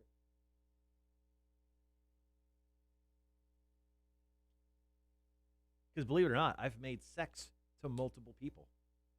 Yeah. Willingly. Not my will, theirs. So, what's up? Happy for you. Congratulations. They're not happy. Left disappointed. Yeah. Without a doubt. Okay. So, what are your plans for the weekend, man? Tomorrow's Friday. I got Adelitas Way on Friday. Gonna Yep. be stage hosting, jumping up and Yep. down, sipping on some beers. The wife and I are going to Jacksonville on Saturday. She wants to go look for some furniture at IKEA. So, yeah. Wow, big weekend. And then Sunday, I got a power washer for Christmas. So as long as the weather holds out, I am going to try to pressure wash something in or around my property. Don't know what it is yet, but something's getting washed. Something. I mean, there's loads of side. You can wash the siding, Sure. the sidewalks. I just heard it takes a really long time, and I don't know how patient I'll be with the idea of doing that for a long time. Greg goes, Cotter, going for a run? ? I will be running this evening. You should come out. I haven't ran, Greg, in such a long time. It would be ugly. Eventually, I'd like to get back into it. I just haven't done it in a while. We got a call if we want. Okay, yeah, let's take the call. Okay.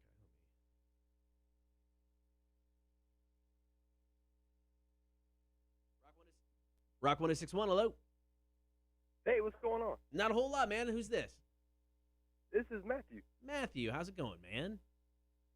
It's going good. I was listening to you, and I see she didn't win the trivia, so you still got some tickets.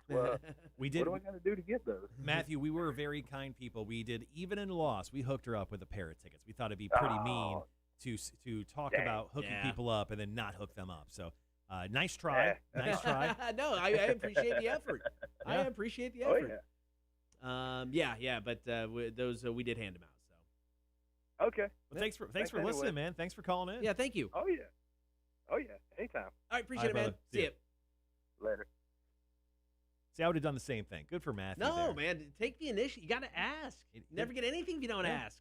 Well, I mean, I think you have an empty ticket. Is your wife going to come with you to the show? I tomorrow? asked her because I didn't bring it up to her initially because I thought we had the bare minimum of tickets. Mm-hmm. So I did bring it up to her last night, and she's like, I don't think I want to go.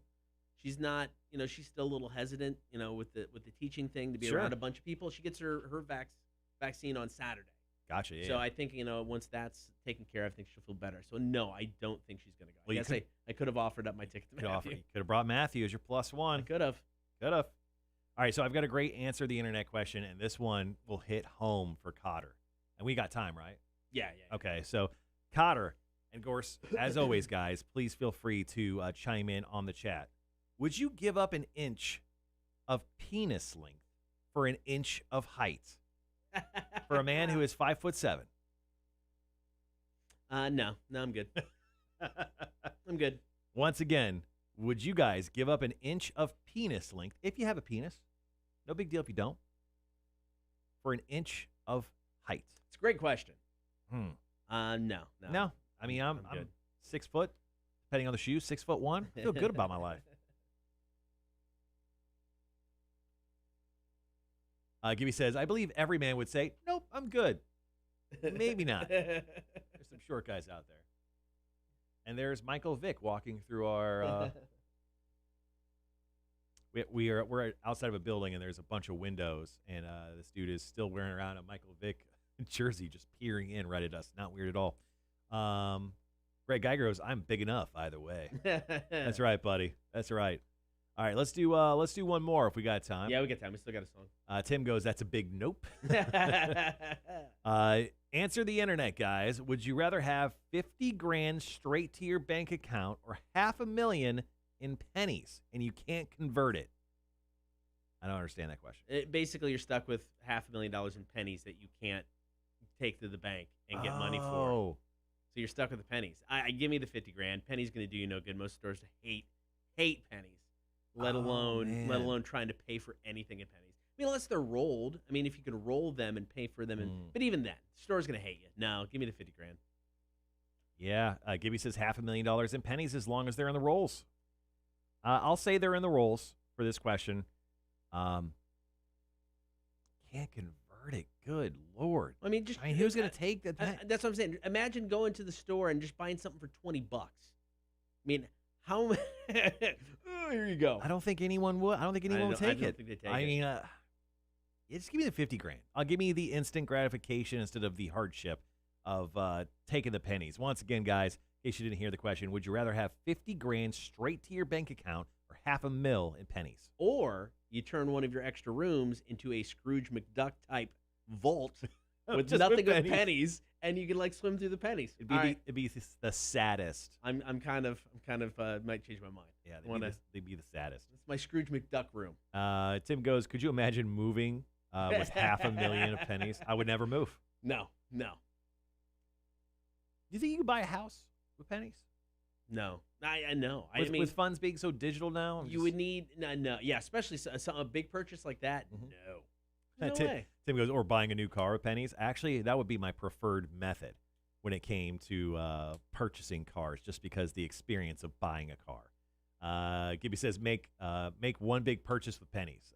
Tim goes, that'd be kind of hilarious. Yeah, I think actually if I chose the pennies, I would exclusively buy cars with it just to watch those guys count the pennies in front of me. You got like a Brinks truck rolling up with you, so they're like, oh, what the hell's going on here? And then the guys walk out and just bags of pennies. Yeah.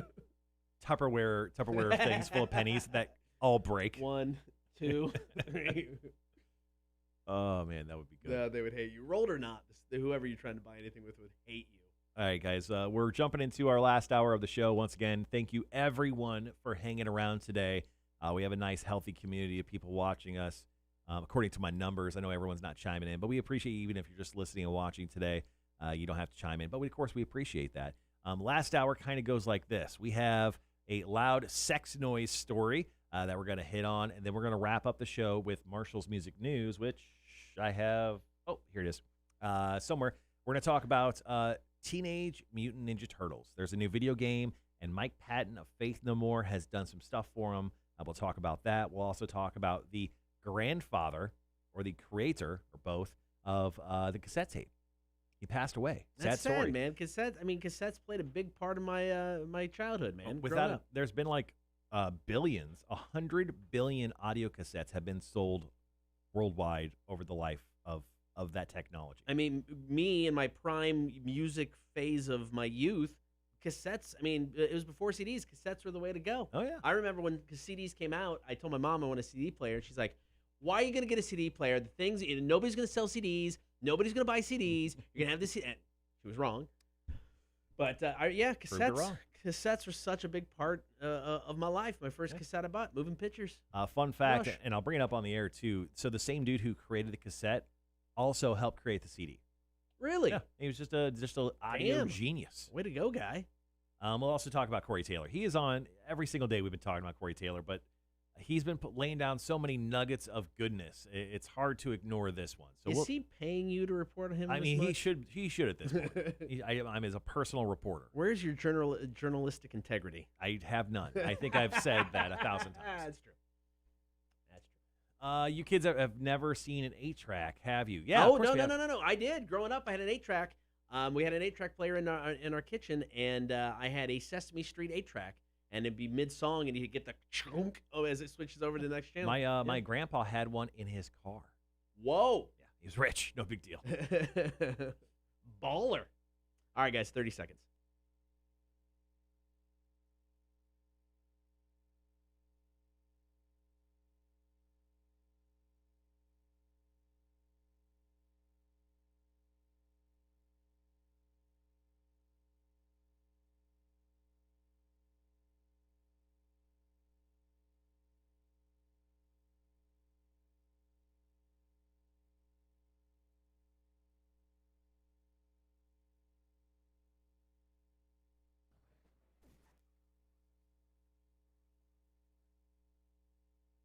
Good morning, everybody. Thanks for hanging out. You can get the stream, Facebook, YouTube, and Twitch. You can listen to the show via the app on your in-home smart speaker, also on the website, rock1061.com.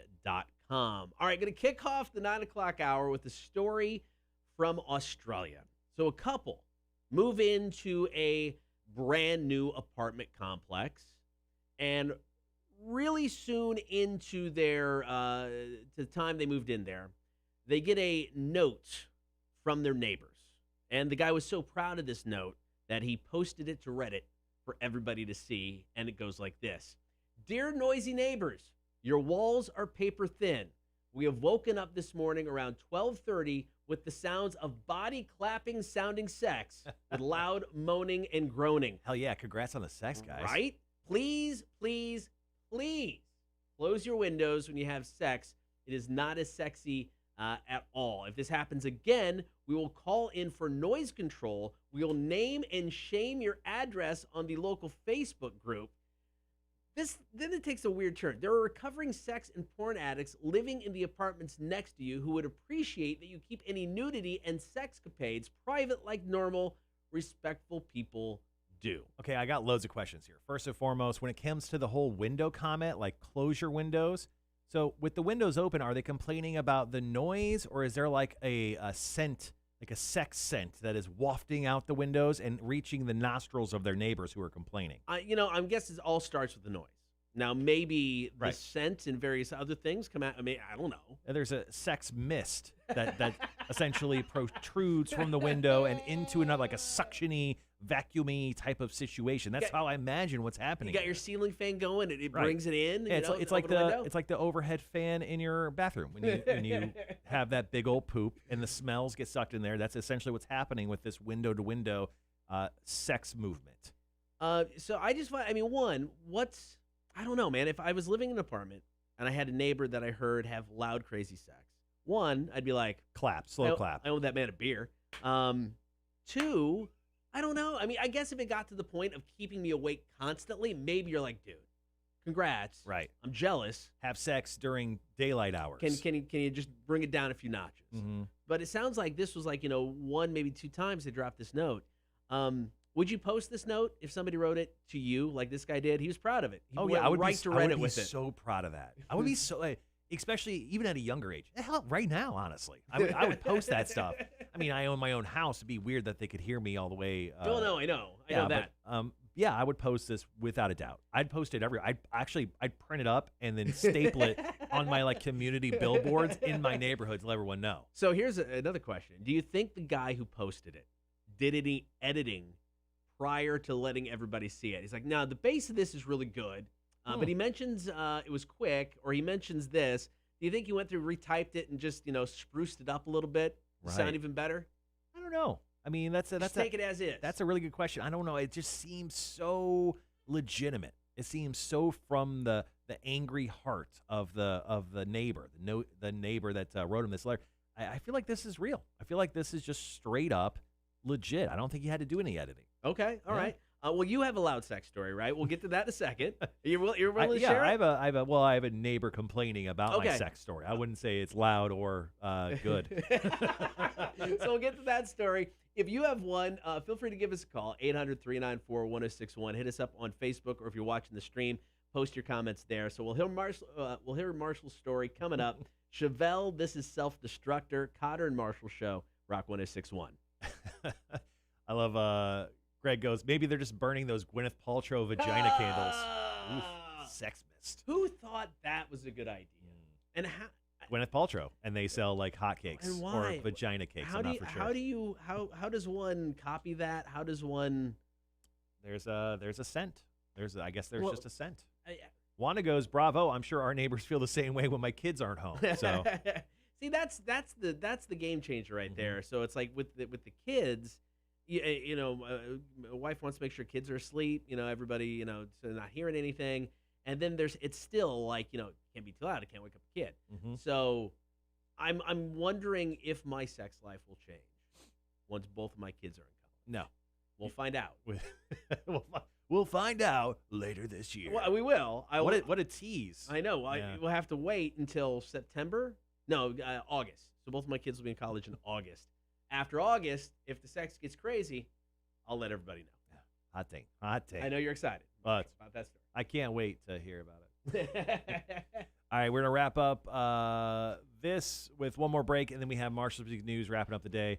Actually, Gibby, I think, said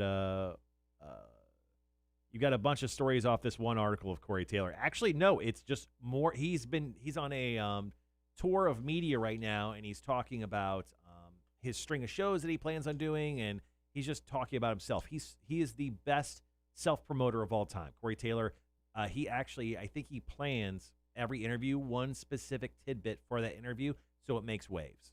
Yeah, I get that. Yeah, he's not dumb. He's a smart guy, so he knows what he's doing. I do. There is one. I do have kind of a loud sex story that prevented me from having sex. Like a car alarm went off? No, it was. I'll tell it in here.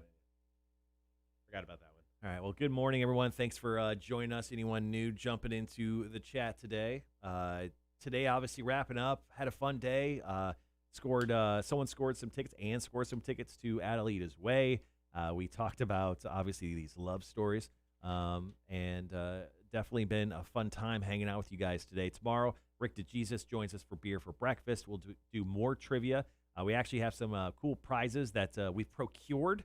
Our dudes over at Southern Barrel are hooking us up with some stuff. Okay. Green Fire Pizza in Pooler is going to be hooking us up with some stuff to do as well.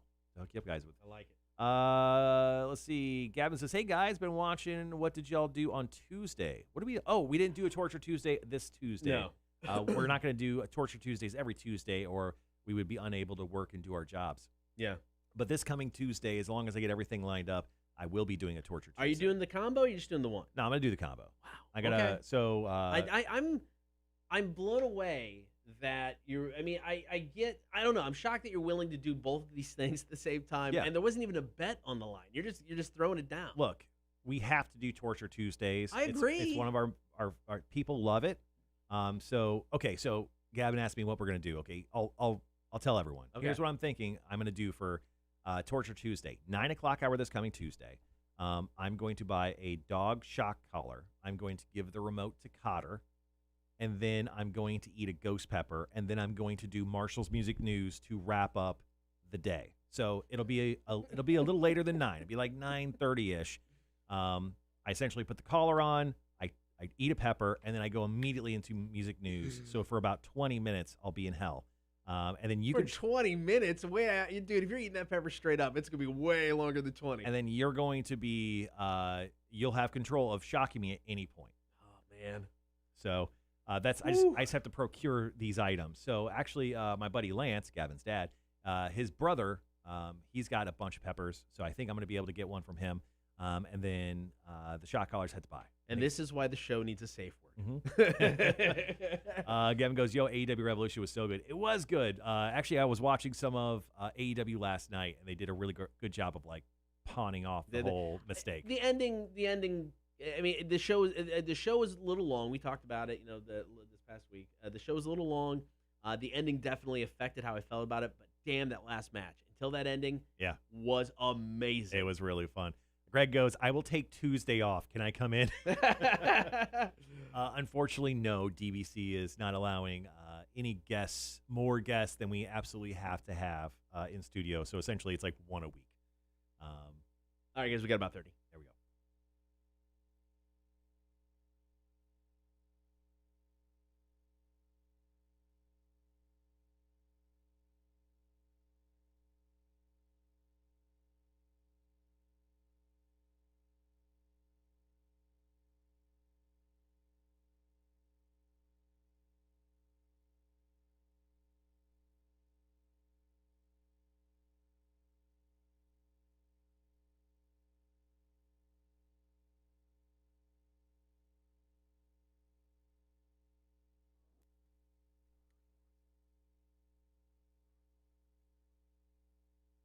Talking about loud sex this morning. Couple in Australia moved into a brand new apartment, and quickly after that, were given a note by an anonymous neighbor telling them to chill it on the loud sex. The guy was proud of the note, as any guy would be, and instantly posted it on the internet. Yeah, and he got some love from the internet. I think most of it was just your nosy neighbors kind of suck, but also there were some people, fighting against him. Now, I did think of one loud sex story, and unfortunately, it didn't involve me having loud sex. In fact, it prevented me. Thank God. Because if this story went any other way, I would grab a garbage can because I'd probably puke. It prevented me from having sex. Thank you, Jesus. Thank you. We were at my in-laws' house. Oh, that's sexy. Spending the night. Okay. And we were going to, have a little fun. Okay. And then as we start to get in the mood, we hear from outside the loudest sex I have ever heard in my life. You got outsexed. I mean, these two people, I'm assuming two, I don't know. There's so many. Your in-laws? No. Oh, dear God. No, I hope not. I didn't think of that. Billy and John? Oh, dear God. No. It was outside. Maybe they did go out. Oh, I don't want to think about it. But whoever it was, hats off to them because they were going at it for an extended period of time. Maybe it was your in-laws and they were just showing dominance. Like dogs do, so you guys wouldn't have sex. Unfortunately, it killed the mood. My wife's like, yeah, no, we're not doing this now. Wow. And I'm just like, hats off to you guys, but really? Yeah. Thanks for ruining my night. Yeah, I used to live in a duplex back home in the Peoria, Illinois, and I was working in radio at the time, and my girlfriend at the time would have fun. And I had a bed with I had a frame and everything, and the headboard and everything. Yeah. And we had fun one night, and then while I was leaving the next morning to go to work, my girlfriend at the time would sleep in. I was leaving, and my neighbor was coming out with her kid, and I don't know. Let's just say her name was Janet. And Right. I was like, "Oh, hey, good morning, Janet." She goes, "Hey, can I talk to you real quick?" I'm like, "Yeah, absolutely." And she's like, "Oh, little Billy, go to the corner, wait for the bus." I'm like, "Hey, what's going on? You need anything?" And she's like, "Yeah." She goes, "You kept me up all night last night with banging." And I know what you're doing.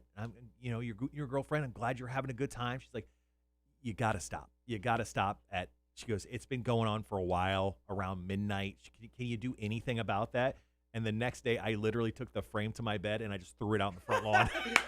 That's how much I cared as a neighbor. I just got rid of it. So I for like years, I just had a mattress on box springs. Just so that's how much I care about my neighbor's sleep, because I would hate to get woken up with that situation. That may be the best thing you've ever done for another person in your life. Probably. I mean, honestly, Yeah. I'm totally And impressed. I have family and a wife. Good Lord. All right, Connor and Marshall show. We got Marshall's music news coming up. Rock 106.1. Oh, that's funny. I mean, that's an ingenious thing. This like, I'm not gonna stop having sex. Yeah. But I just threw. I was not attached to that the headboard. obviously not. I just threw it away, man. I didn't need it. I think it was picked up within like an hour. I didn't live in a great part of Peoria at that point. All right, guys. Once again, thanks for hanging around with us on the stream, hanging out today. We feel good. We're rounding into the last day, technically the last work day of the week. I don't know why I feel like relieved that I only have to wake up one more time at 5 a.m. for the week. It's like I haven't come in late. I know it's going to happen. Yeah. I know it's eventually one of us will sleep through And it's just probably going to happen. It's probably going to be me, honestly. I can imagine that'll probably happen. Like I said, I mean, this morning was the first time. I mean, it's only been 9 days, but this morning was the first time where it was hard to get up, and I actually hit the snooze button. I mean, I've got seriously like 5 alarms set, so I wasn't worried about sleeping in, but it was rough. Mhm. I'm worried about the night that I, for whatever reason, I'm up way too late and I forget to turn on an alarm, or Yeah. maybe I fall asleep on the couch and my wife will just leave me there and not realize I didn't set an alarm. That's what I'm worried about.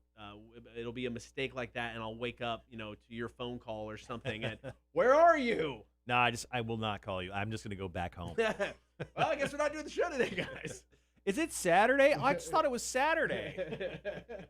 It's very clearly Tuesday, you stupid mother effer. What story are we doing first? Let's kick off with Faith No More. Okay. With the soundbite. And I'll just go in order. I'll just do Faith No More, cassette, and then Corey. Okay.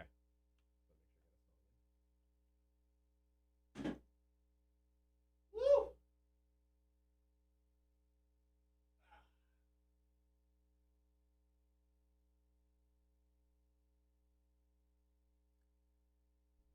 Gibby goes, "Oh, Marshall, you're in for a wild time." I will be. Greg goes, "I will bring extra batteries." I mean, when you sent the email with the shock collar, I'm like, all right, cool. You, like I said, you wanted me to do something with getting shocked for a long time, and it's one thing I really don't want to do. Yeah, I'm just sick of you being a pussy. That's fair. You can call me whatever you will. I own it. That's completely fine. I own it. For whatever reason, I hate getting shocked. So I'm like, all right, cool. You're gonna step up and do it. That's awesome. Then when he brought up the ghost pepper, I'm like, you are all in on this. I mean, I don't want to half-ass it, I want to Well, go. no, but the shock collar alone would have been great. Now it's just like, Yeah. Yeah, I think I could buy one for like $25. they seem super cheap. I'm Yeah. sure they're cheaper. I'm sure it's safer. Oh, here's one for even cheaper. Star Mark training collar, large black. Quality and performance driven test, tested for safety and quality, provides a better quality of living for your pet with Star Mark. Blah, blah, blah. Is it a shock collar? If you look at those collars too, man, it's like they've got those 2 knobs or bolts coming out of that thing. That just looks uncomfortable as hell just to wear. Yeah. No, I don't think I could do that one. I think I have to do the $24 one. I just want to make sure it has like the shock button on it so it like shocks on demand. Yeah, it's not just like the invisible barrier. Yeah. Let's see. Here's one for $25. Dog training collar, shock collar with remote, 3 training modes. And there's a shock button on it. Now, how you got to make sure will it fit? Oh, I'll just tape it if it doesn't. It goes up to 25 inches. Oh, you're I think good. I'm all right. You're It's good. it's 8 inches to 25 inches for dogs suitable for 15 to 100 pounds. Well, I beat that times 2. So, and it can reach up to 1,000 feet. Okay. All right. So now the next question: will our boss buy this for me? You have asked him to buy so much, and it's reasonable. I mean, I'm Hey, not saying it's not reasonable. We are starting a morning show. No, I get it. And I haven't bought any gift cards for Big Money Monday. I was only going to buy them if we got a winner. Okay. So I guess the question is, what's his cutoff? What does he say no to? I think the thing is, I think I can get away with a little bit each month. Sure. Yeah, it's like I almost get like a per diem, right? So like I know in April I'm gonna bust his balls on buying me a computer because Yeah. he said he would, and I know that'll be the one thing I can ask for in April. But Right. this month, I've spent $178, right? Yeah. Yeah, I got a video intro and outro done for our exclusive clips, which you can watch on YouTube and that we shared to Facebook. So I'm getting that done. So I should have that here in the next week. Yeah. Yeah, but I think that's, I don't know, maybe one more thing. Yeah. Maybe one more thing. Yeah. Eventually, we'll hopefully get some sponsors so we can keep that going. Well, we got one sponsor, and they're literally the best. Rotten Little Bastard Love Rotten Little Distillery. Bastard. Ah, so good. They sponsored our virtual show. We did that virtual concert we did in November, nice. Thanksgiving weekend. So we served virtual drinks in our virtual backstage area. Got virtually drunk with all of the virtual stars. Oh, speaking of, after the show, I want to talk to you about setting up a justify by the reuse value of the shock. Exactly, right? We'll definitely reuse it. Yeah. Cotter, you got to put it on. Not this Tuesday. Right. You don't get 2 for the price of 1, people. Sorry. Right. Not for this one. I'm not saying you need to put I'm not. We'll see what your reaction is, and I will determine my level of wussiness from there. I'll just use the clickbait line. I will be shocked at how shocking it is. Click here to see how much. Yeah, I think I can get it. Is it Prime? Can I get this Prime? What'd you say you're gonna do after the show, though? Oh, we need to. I want to talk to you about doing a thing about getting our show sponsored, like a show sponsor. Yeah. Standard Shot. Like an overall show sponsor. Yeah. I want to put together a personal message. Okay. Yeah. That's cool. Yeah. So this one I cannot get. Oh no. Fastest delivery is Saturday, March 13th. Okay. How do I do that? All right. So we've got the Teenage Mutant Ninja Turtle theme ready to go here. Gonna go into Epic. How much time we got? 2 minutes. So yeah, we need to kind of map out the next few Torture Tuesdays. Well, I think. Well, then I guess the one after that one could be the will be the March Madness one. You know, or could be potentially. Is next week's the 18th? We'll take it. No, I guess it wouldn't be. Next week's the 16th. It would be the 30th. Figure out what the next one is. Once again, if anybody's got any ideas for Torture Tuesdays, we'll definitely listen to them. Not saying we'll do them, but we'll listen. Right. I'll have to buy the shot collar afterwards. I don't know. My computer's not letting me log into my Amazon. Maybe it knows better. And anything Greg puts in, we'll probably just deny right away. Something tells me I'll end up with like a broken limb or dead. Yeah. It's like, how much of this broom can go inside your butt? Like, man, we're good. Let's see. Perfect. All right, guys. A little less than a minute before we hop back on the air here at Rock 106.1, talking about Faith No More. Going to play an audio clip from the new Ninja Turtles video game, which is kind of cool. I'm down with that, man. I think that'll be awesome. And it's like a. No, we won't say anything. 30 seconds, guys. We'll be right back.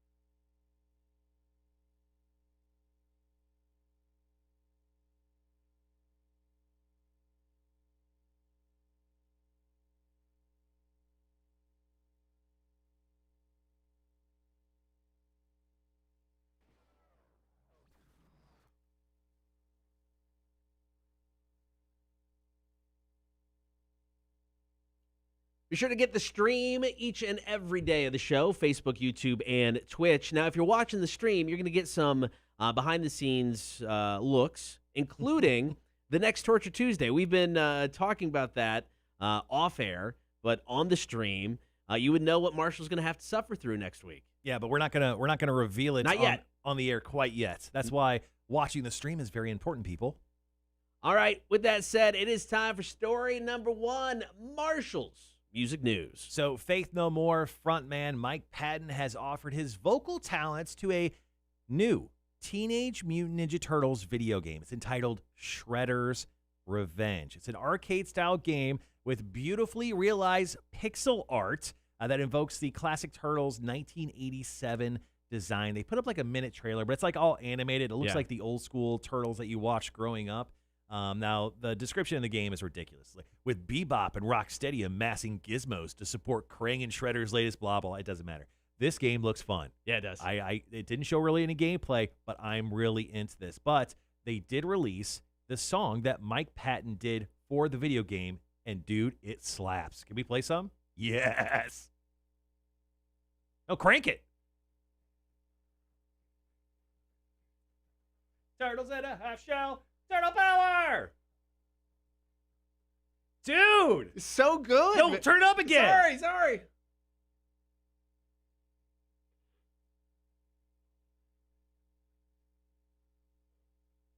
Yeah, suck it, Shredder! Dude.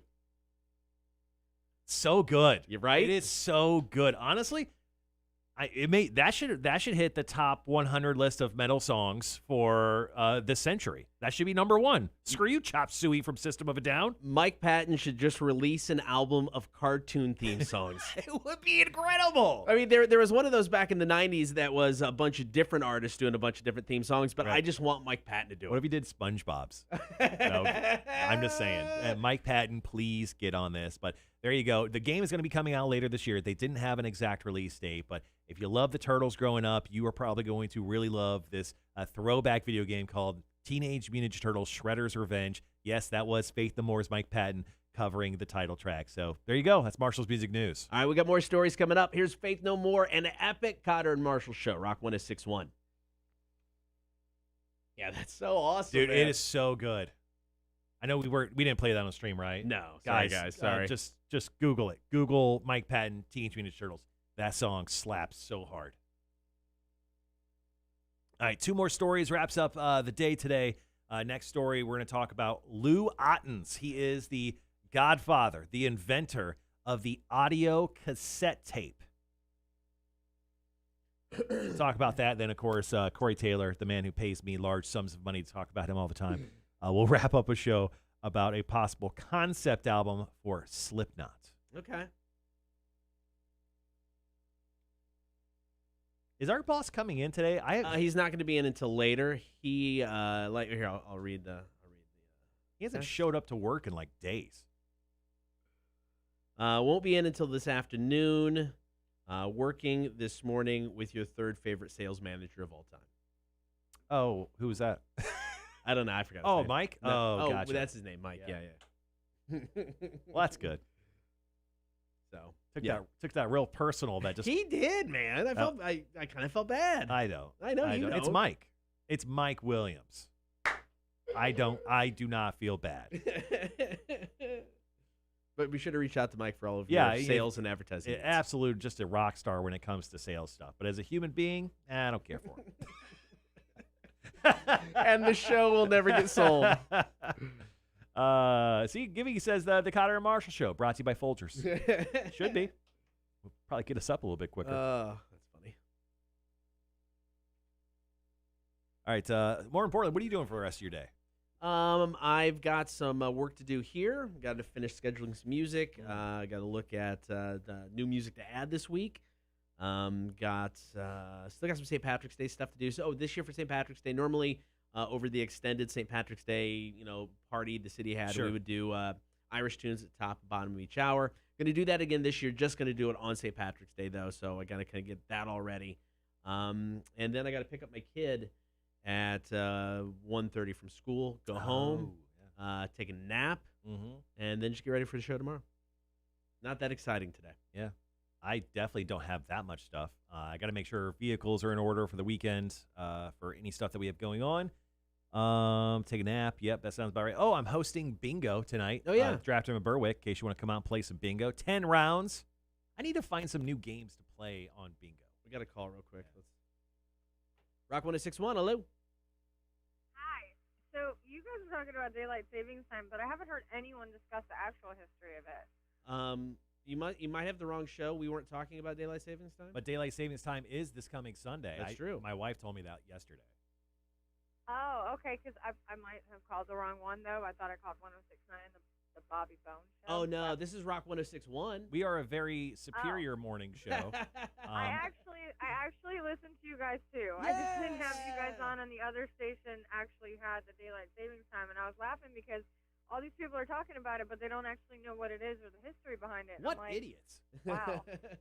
No, tell us what's the history behind Within 60 seconds. 60 seconds, go. Tell us what the history is. Okay, well, the quick history is simple. Remember the Great Depression? Yep. How Not we personally. had to roll back and we used, well, not obviously, I'm young too, it's not that, but my granddad grew up during it. Right. And during that time, they burned oil. So the reason why they set the clocks back was to save oil. Okay. Oh, look at that. Learn So something new. Yeah, nobody actually knows that, and I keep getting amazed because I'm like, you guys are reading Wikipedia and you're not getting it right. I don't understand. See, that's why you should listen to a superior morning show, maybe like the Cotter and Marshall show here on Rock I 106.1. like your show. Oh, thanks. Thank you very I much. like your show, but then the funny part is when you Google these morning shows, a whole bunch of them pop up. Oh, I know, right? Yeah, don't worry. We plan to systematically kill all of them. So it's just us. Be us. Yeah, It'll be easier to find. We are going to be mass murderers. Well, you good luck with that. Thanks. All right, we gotta go on the air. Thank you for calling, even if it was an accident. We appreciate it. We learned something. All right, thank you. Thank you. Thanks. Bye. There you go. There you go. And now you'll know. Dropping knowledge on you didn't know you needed. Is that real? I'm not for sure. Maybe. I don't know. Let's go. All right, guys.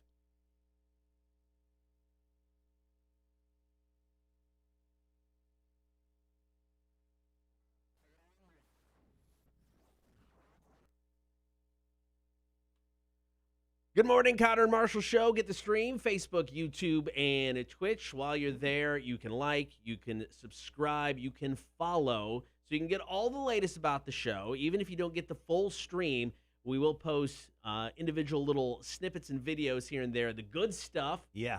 on the socials. Absolutely. Let's continue on with Marshall's music news. Lou Ottens. You don't know his name. He brought joy to many music lovers, though, with his invention of the audio cassette tape. He just passed away. Rest in peace, Lou, at the age of 94. Now, he started working for Philips Electronic Manufacturing Company in 1952. His big moment came in the 60s when he was the head of product development and essentially created the audio tape, which he officially launched at the Berlin Radio Show Electronics Fair in 1963. The audio cassette tape has sold 100 billion cassettes in its lifetime. I mean, me growing up, that was my really, introduction to music. That's how I listened to music other than listening to the radio. I had like stacks of these cassette holders that would hold 30 cassettes. And then I got into like DJing dances, so I'd buy the cassette singles. I mean, I have so many cassettes that I haven't thrown away yet. So I owe a lot to this guy. I didn't know it. My sister Erica actually bought me my very first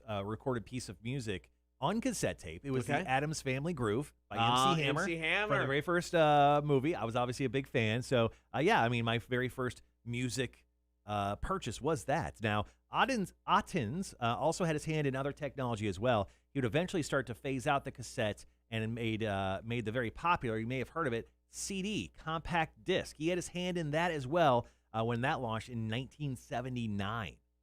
They've been around that long? Yeah, right here. He worked with Philips and Sony on the joint development of the compact disc in 1979. So maybe, I guess not when it was released, but they were developing it in 1979. So because I didn't get my first CD player until the 90s. I was in high school. You were poor. You were very poor. You lived in Manitou, Illinois. Raise your hand if you know where that is. Exactly. Exactly.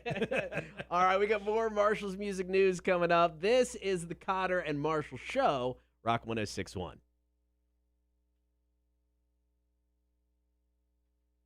All right, guys, once again, thanks for hanging around on the stream today. I think we had a really good day when it came to streaming. Yeah, I think so. No one cares about this stuff except for me. I shoot Cotter every once in a while. I'm like, look how good we did. No, I want to see it. No, I like to see the numbers. I like to see it. Because, I mean, it's one thing. To me, this is just nerdy radio stuff. It's like I never think radio is going to go away. You always hear people, radio is going to die. Sirius and the satellite stuff didn't kill us. I don't think the internet's going to kill us. Radio can always be this. I mean, this is one of the reasons I wanted to do this morning show.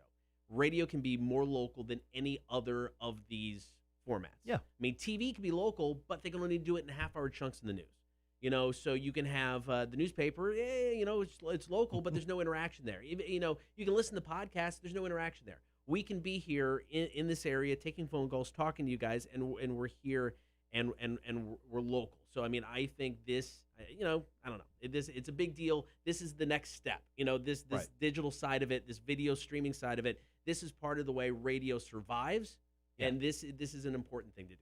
Yeah, no, I mean, switching over to video as well as radio, I thought was definitely the way to go, and I'm glad we're doing it. And actually, we got hit by another bot. Gibby points out, want to become famous? Buy followers, primes, and viewers. We're starting to become a bigger deal when we start getting more and more bots, I think. I think, you made it when you have a lot of bots. Yeah, we're not there yet. Okay, so we're in commercial break right now on the air. Let's go ahead and answer the internet. I'm sure we have, are we coming straight out of the break, or we have a song? No, we'll have a song. Okay, cool. So we probably got 7, 8 minutes. Yep. So let's go ahead and answer the internet as we head into the very last break of our Thursday show. If you could have the perfect body, as long as you never drank or did drugs again, but could eat whatever you want, would you do it? I mean, shredded six-pack, delts, quads, just banging. No, Perfect jawline. I'm good. Because you're so muscular. No, I'm good.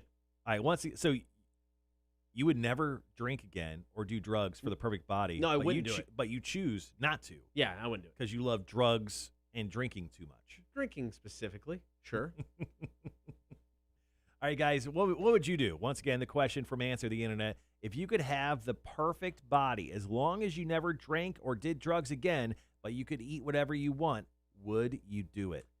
I mean, it's I don't know. You hear it and you go, oh, okay, it's tempting, but yeah, I don't know. I mean, do I need to lose more weight? Yes. Do I gain weight and where I get way too heavy? Yes.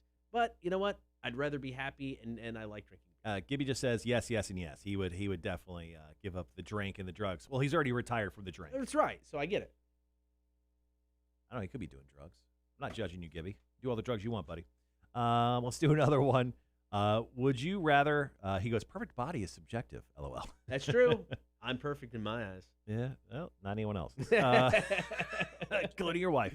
All right. Answer the internet, Cotter, if you would, kind sir. Yes. Would you rather have a perfect bracket but not make any money?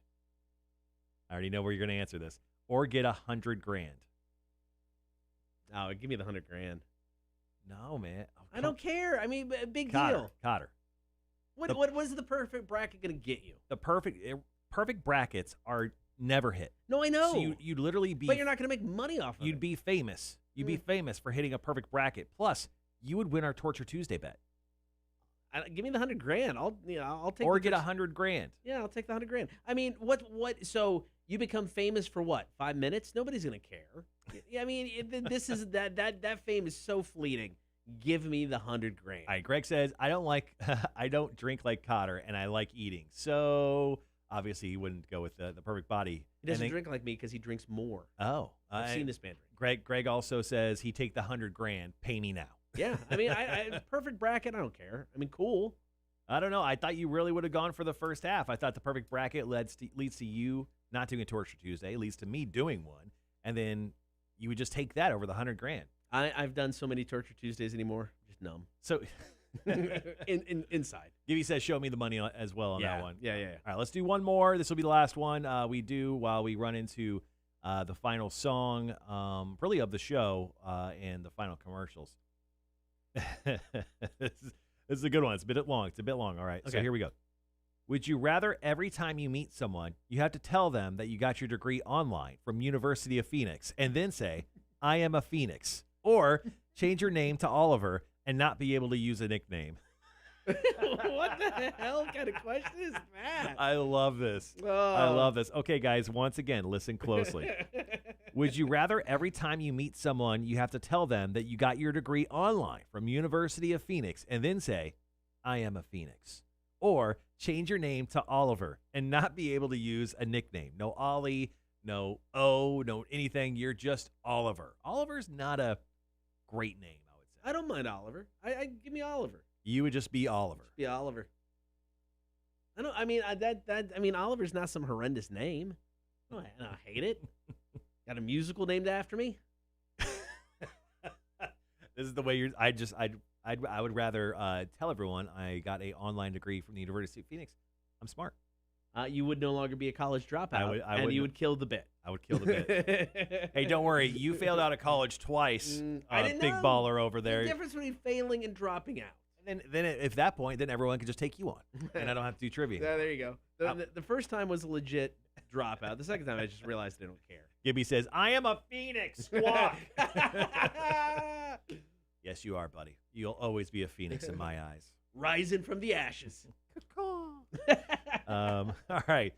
We got 2.5 minutes before we jump into the last story of the day, last Marshall Music News story of the day. And then the show is done. Obviously, we've talked about it all week. Beer for breakfast tomorrow, 9 a.m. Rick DeJesus of Adelitas Way. Yes, don't worry. We'll dress up better than this. Or at least I will. I'm going to vest up tomorrow. I almost did today, but I'm like, you know what? saving the vest for Saving the vest. Mr. DeJesus. Nicest? Nicest. Yeah. ISIS? No. Are you a member of ISIS? I'm not for sure. Greg goes, either way, you would get made fun of by the wingmen, and then they would come in. Oh, either way, whether we dressed up bad or with a vest. Solid point. Probably, we'd have to get one of their vests to not look cool.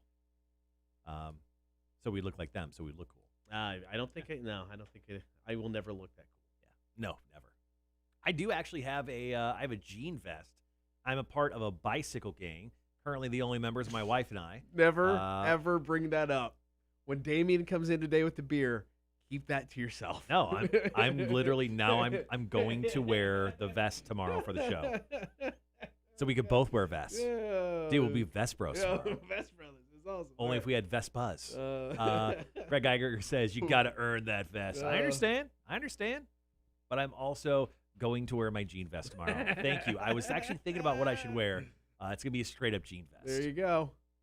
Who wears it better? Me or you? I'm going to look so sick tomorrow. I got little buttons on it and stuff. I ride a bike like you wouldn't believe. You can tell I haven't rode one in 6 months, but no big deal. Oh, Two Tides is dropping a Dreamsicle Sour tomorrow. I'm not a sour guy. Is it Imperial Sour? Is it like the high APV sour so I can get messed up on it? Our first Dreamsicle Sour dropping tomorrow. Fresh, unadulterated tangerine and blackberry melded with vanilla and cream. Draft start at noon. All right, I don't know.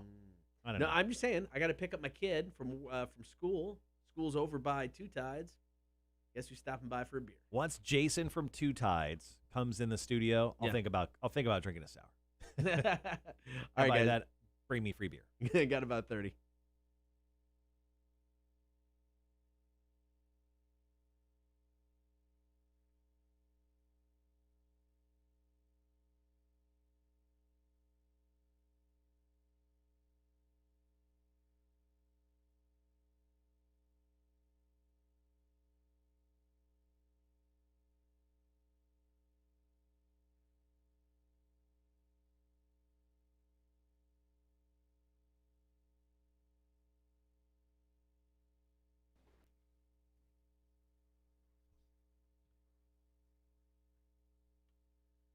Big thanks to everybody who is hanging out with us today, both on the air and on the stream. If you haven't checked out the stream yet, do it. Facebook, YouTube, and Twitch. And right now, one more story to go with Marshall's Music News. I am Corey Taylor from Slipknot Stone Sour's personal journalist, I think, at this point. We talked about him a lot this week, but this man is a genius. He essentially thinks of one nugget for each interview he does, so he constantly gets brought up in the news. And here is the latest nugget in a recent interview. He said that he has something, he said last month that he had something massive brewing with Slipknot. And now quite possibly he just revealed that something is a concept album with the band. And of course he starts it off with saying, I can't say too much. And then he says a lot. He goes, I can tell you that currently we've compiled a lot of material. Him and Clown have talked about something really, really cool that they could pull off, which would be the concept album. He goes, there's a chance that it could be a conceptual album if they really do it right. The music is brilliant, he says. It expands on what they did from their last album, which was called We Are Not Your Kind. And he goes, it kind of blossoms from there. And then you think, wow, that's probably enough. No, he goes on. He goes, but I can't reveal too much. Wait a minute. He goes, that's all I can say for right now. Wait for it. And then he goes on. We're entering a realm that we've never been. And it's very exciting to us, especially after all these years. We pride ourselves in always being able to try and top ourselves. And if we can pull this off, this may be the ultimate top ourselves. So they'll never be bottom guys. They'll always be topping themselves. Way to build the anticipation and right. the expectation of this new concept record. Well, apparently Clown, who loves to direct. He loves to direct music videos, and he actually think he's directed a couple movies as well. He obviously had a lot of time last year to do a lot of writing, so I can imagine this Slipknot album, this perpetual conceptual Slipknot album, is probably a lot further along than we think. Okay. I still don't think it's coming out at least for another year or two, but more Slipknot in our lives is welcome to Slipknot. All right, guys, thank you for hanging out with the show today. Coming up tomorrow, Fire Away Friday. That's right. So check out the Facebook page later on tonight. Give you 3 songs to pick from. The top vote getter will get played tomorrow. We've got Are You Smarter Than a Community College Dropout, brought to you by Rotten Little Bastard Distillery. And, of course, tomorrow, 9 o'clock, Beer for Breakfast is back.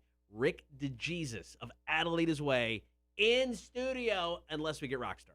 Well, I hope not. I mean, we're gonna get Rockstar no matter what, technically, Because he's here. whether he's here or not. If he doesn't show up, we got Rockstar. We'll soak in the Rockstar presence of Rick DeJesus. And it'll be live on the feed. So make sure to check us out, Facebook, YouTube, and Twitch. It's written right there. There you go, buddy. Yeah, there you go. nailed it. You're at an angle. It's hard to see. it is a little hard. I just turn around. All right, everybody. Thank you for hanging out today. We'll talk to you tomorrow morning, 6 o'clock. Eric Andre, sing us out. Yeah, guys, once again, thanks for hanging out today. Appreciate you chiming in. Greg, Gibby, the entire crew. Apparently, Greg and Gibby are our new night show. We didn't, I know, right? Didn't really agree to that, but we agreed to that. I hope you guys have a great rest of your Thursday. We will see you tomorrow starting at 6 a.m. Obviously, Cotter already hit up everything that's going on the show. We don't need to say it again. We'll see you then. See you 6 guys. a.m. See ya.